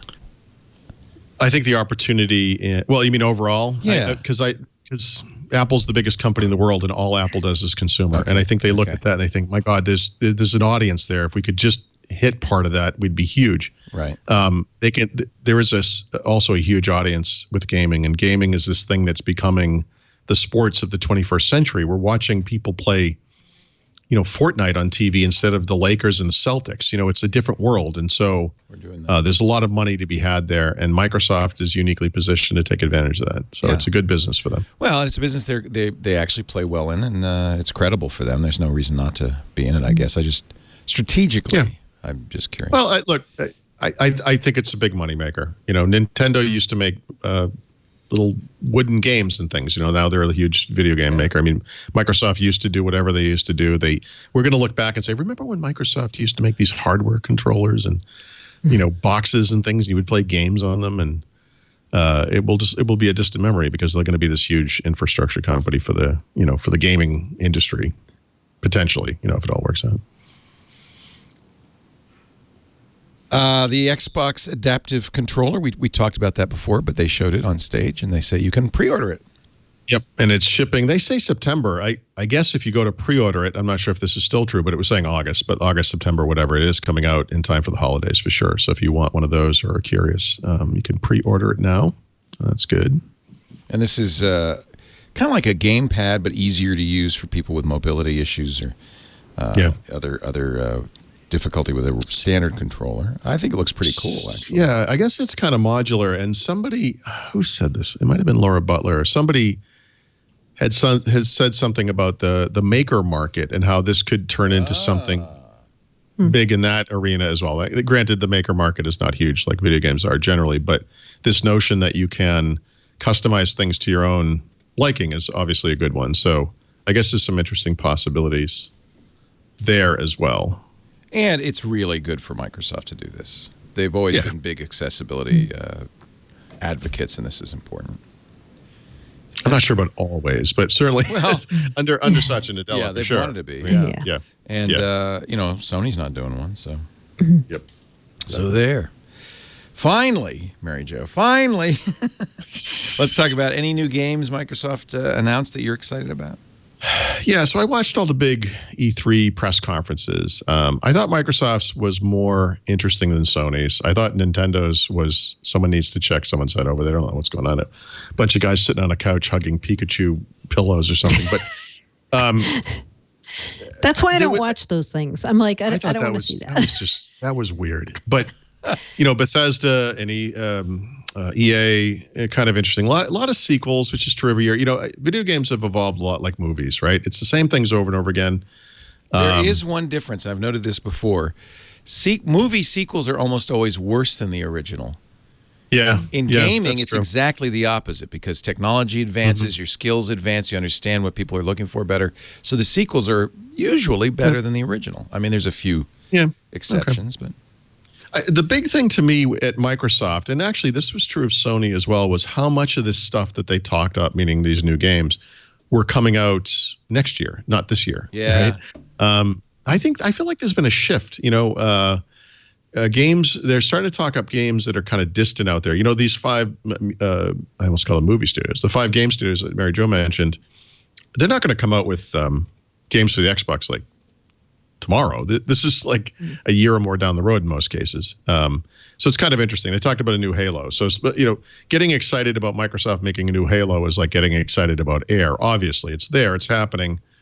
But they were really vague about it. They didn't talk about the story, what it was like, where it would run, when it was coming out. There was no real information about that at all. So it's coming. It's happening. Surprise, our big So this surprise. is Brad talking about it on, I guess, his show. Mm-hmm. You're on this show too, aren't you? What is this show? It depends on what show it is. Okay. What is the show? Is this the new, by the way, Renee Ritchie's got the same wall. Is this the new red brick wall? What do you call that? It's like, we've had that for almost 2 years. So okay. It's the new thing. If he just got it, he's ripping us off. Yeah, he did. He just got it. I see it though more and more. And I guess it's obviously brick. it's like it's kind of a rubber fake brick thing that you can tack up on the wall really easily. What? Really? That's not real stone? It's not even real bricks, is it? No. Oh, man. So the people who bought my house in Dedham have a wall like that in the basement. And I'm sure it's weird for them, but it wasn't coming down. So because yours was stone, right? No, it was fake. It was just like rubber. It just looked like stone. Yeah. Wow. Jeez, I'm learning so much about the craft.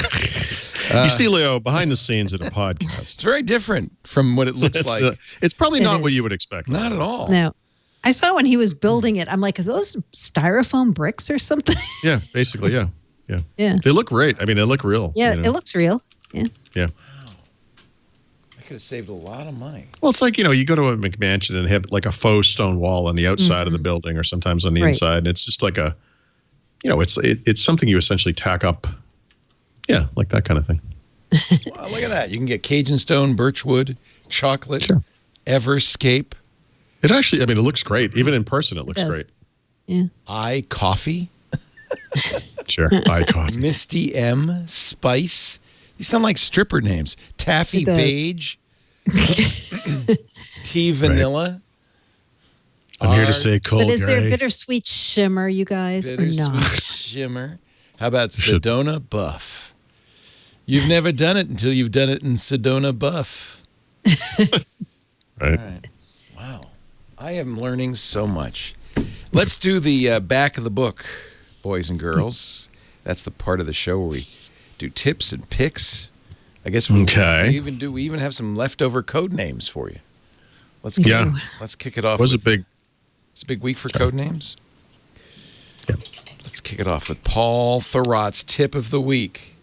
So my first self-serving tip is that we made a couple of decisions around the Windows 10 Field Guide. I think I mentioned as long as 2 months ago that I was going to announce something here eventually, but I've been looking to see what Microsoft was going to do with the next couple of versions of Windows 10 before I decided, but we decided that we will support 1803 and 1809 at least through the end of 2018 for the book. So that's like a full 3 years. If you bought the book, you can get all the updates for free. And we also decided to lower the minimum price of the book from $15 to $10 or $9.99, I guess. So leanpub.com/Windows 10 Field Guide. You can find out more about that. Also, I think I mentioned last week, and when I would have meant, last week when I mentioned this, it wasn't on yet, but Microsoft is having a huge Xbox sale that's tied to E3. It's ongoing now. If you haven't looked at it, please do. Go to xbox.com and check out the sale. They let you filter the sale by many things. One of the things you can do is filter it by the biggest percentage off. So you can actually look at the games and see which ones have the biggest sales. You can filter for things like 4K, HDR, Xbox One Enhanced, whatever. And some of the sale prices are astronomical. This is a really useful sale. If you're a PlayStation guy, you can go screw yourself. No, if you're a PlayStation guy, Sony is also having a big sale. It's actually not as good as the Microsoft sale, but I think they're having some of the sale prices are up to 40% off over at Sony. But this is a really, really good sale. And you can save on hardware, too. I want to get one of them Elite controllers. Are they selling the updated Elite controllers yet? No, and they didn't announce it yet, but they are working on it. So my expectation is that will be out in time for the holidays. And I would definitely wait. Don't get the old one. Yeah, no, I will. I have been, in fact. Yeah. App pick of the week. Yeah, I got to look this. So this is another Brad thing, actually. Brad's really huge on Microsoft To Do. I don't actually use a To Do app personally, but I get asked this question a lot about To Do apps. Microsoft has one called To Do, and it's available on iPhone, Android, Windows 10, and on the web. The problem is it sat there for like a year and they didn't really update it. But they actually updated. They issued a pretty major update about a month or so ago. They had an update this past week that lets you do to-do sharing, and then breaking down steps into basically breaking down tasks into what I would call subtasks, or what Microsoft calls steps. And then you can complete the steps individually. So they've got a new guy running the show over at To Do. They're actually updating this thing regularly. And if you're kind of worried about diving in, I mean, it's free, whatever, but you don't want to get all excited about an app and then have it never work the way you want or be updated or whatever. They are updating this regularly now. So it looks like a good choice. It's a nice looking app for sure. Is that Wunderlist or that's Wunderlist, isn't it? Mm-hmm. Yeah. It's they bought a couple things, right? They bought Wunderlist. Wasn't there another To Do thing that they bought? Or maybe that was thinking of. They bought Sunrise, Sunrise which is a calendar. calendar, right? Yeah. So they what they did was they made it prettier, and then they sat on it for a long time, and then and there were a lot of complaints about that, mostly from Brad, and now they've started updating again. So this is actually the second big update they've had just in the past month. So they're pretty clearly back on track. Someone got going on their to-do list, and they're working on it again. So that's good. Mary Jo Foley has an enterprise pick of the week. It's more a developer pick of the week, but we'll call it enterprise. There is going to be a next version of Visual Studio. Not too surprising. Visual Studio 2017 came out in March 2017. And last week, Microsoft did a blog post and they said, hey, guess what? We're working on Visual Studio 2019. Oh, well. Likely to launch in 2019, but there's no for sure on that, because sometimes Microsoft launches a product at the very end of the year and then attaches the next year's date to it. But I would guess 2019 for this. And, it's kind of like the next HoloLens. It's going to be better, they tell us. It's going to be faster, load faster, more reliable. But then they did drop a couple other little hints. They said, expect more and better refactorings, better navigation, more capabilities in the debugger, faster solution load, faster builds, and expect us to continue the work we're doing with LiveShare. LiveShare is that like pair programming service that they came out with. They also said, expect us to do more around IntelliCode, and expect, of course, because everything at Microsoft uses AI now, Azure to train and deliver AI-powered assistance to the IDE. That's about all they've told us so far, but at least it's coming and coming soon. And they do a lot of the work in GitHub. Now that they own GitHub, you'll see the changes and the roadmaps and all that up there. Does Visual Studio Code, the free version of this, do they update that in synchronization with Visual Studio, or no? They do it more it's rapidly. More rapidly. Oh, okay. Yeah, they do updates pretty much every month to that on GitHub as well. Okay. Yep. And things like when IntelliSense gets updated, I'm sure it gets updated in. They probably VS work Code. together to make it work, but I think they're both separate teams and kind of doing their own thing. Oh, interesting. Yeah. Okay. All right. Yeah, because I don't want to buy a code editor, but I would. I mean, if you use VS Code, right? Right. I mean, you use It's fine. and that's good for you, It's right? awesome. Yeah. Lightweight editor. Yeah. You don't need the whole IDE with Visual Studio. No. Yeah. I'll have to look at it because Visual Studio is kind of pricey. There's a community edition that's free. Oh. Of Visual Studio, but see, now that's confusing. I don't know how that relates to Code, VS Code. Yeah, so Code is a lightweight cross-platform editor. It doesn't have all the functionality of Visual Studio. Okay. Right. All right. Yep. Okay. Thank you for clarifying. Yeah, And your so many code codes. name, a new code name. New code name. This is a new code name of something old. Aiden Finn, our friend, who goes on Twitter by @JoeElway, found a bunch of code names for things that we already knew, but they're all Azure related. So we knew that Fairfax was the code name for Azure Government. And the reason is because a lot of government agencies are based in Fairfax, Virginia. So that makes sense. We had previously on Windows Weekly years ago the codename Mooncake. Mooncake is Azure Cloud in China. But he also found Black Forest, which is the codename of the week. Black Forest turns out to be the codename for Azure Germany's cloud. So you know how Microsoft's operating those special data centers in Germany to try to keep data isolated and have somebody be kind of the go-between for customers and Microsoft to make it more secure for people to keep their code there. Well, the code name for that is Black Forest, which makes sense. Black Forest mountain range in Germany. I also thought of Black Forest. Cake. Isn't there a Black Forest cake? Cake is what I think, yes. Me too. Guys, come on. Come on. I was thinking of that. I was. Black Forest Black cake Forest is so Germany? good. It is good. Oh my god, Like German chocolate cake.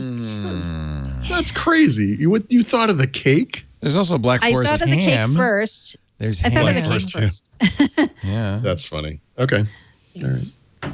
Come on, Sorry. we're not all ketoites or ketologists or whatever you call yourself. Yeah, that's why he doesn't like it?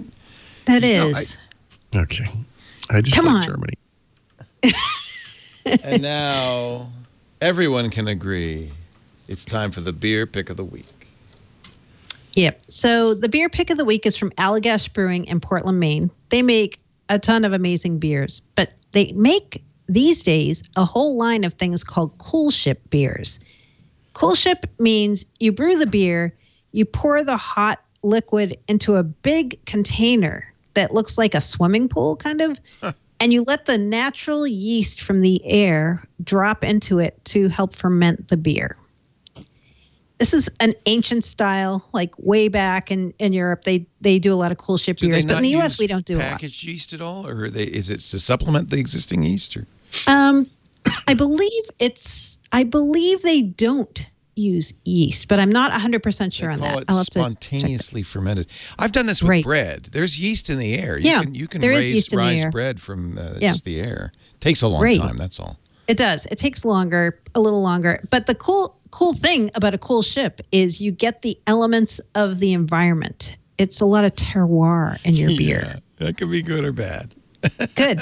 Well, for Allagash, it's good because this beer I had this week called Resurgam, Resurgam, tastes a little like the ocean.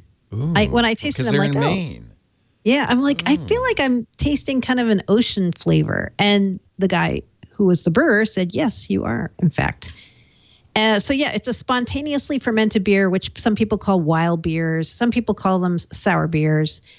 But the name comes from, this is interesting, Resurgam name comes from Portland, Maine's motto, which means I shall rise again. Oh, get it? Resurgam. Yeast rising again. It's resurgent. Yeah. Yeah. Looks good. Yeah. So if you see any cool ship beers out of Allagash, I would highly advise you giving them a try. Very tart, very good they'd be good with food pairings, kind of almost like a wine. Nice. Allagash Resurgam. Sounds delish. I would love to try this, actually. Yeah, very tasty. Naturally fermented. When she's not at Rattle and Hum, actually, even when she is at Rattle and Hum, Mary Jo writes for allaboutmicrosoft.com or ZDNet blog. That's why she likes those extra portable laptops. They work great on a bar. They're also good to hold the beer. Actually, the NVX2 would be an excellent beer coaster. Yeah, excellent. No marks at all. You also find Paul Thurrott at his website, THURROTT, Thurrott.com. And yes, the field guide to Windows 10 is available at leanpub.com. Leanpub.com. Dare I say it's the quickest way to get it done with Windows 10? Dare I That's say a good that? tagline. Yeah. It's good. You can use that. I think it is. Every day, every Wednesday, we get together to talk about Windows and all that stuff and Microsoft at 11 a.m. Pacific, 2 p.m. Eastern Time, 1800 UTC, right here at twit.tv/live. You can also join us in the chat room at irc.twit.tv. If you're going to watch live, that's the best way to do it with friends. If you're not cats. And cats. Plenty of cats. There's cats in the chat room. Are there? Every once in a while, there'll be this and somebody say, oh, sorry, cat on keyboard. So yes, yes. Dogs don't get up on keyboards, just cats. No. Dogs usually stay at ground level. You can also watch on demand, as with everything we do at Twit. You just go to the website, twit.tv. In this case, twit.tv/WW. You can get your copy of Windows Weekly, audio or video, if you want to see the fun. There's video Easter eggs on this episode. Yes. Mostly in the forms of cattails. Cattails flying by. Yes. You can also get it in your favorite podcast application. Just look for Windows Weekly and you're sure to find it. We do so many episodes. There's plenty of them up there. You can download up to 574. Next week, 575. We'll see you then. Thank you, Paul. Thank you, Mary Jo. See you next time on Windows Weekly. Bye-bye.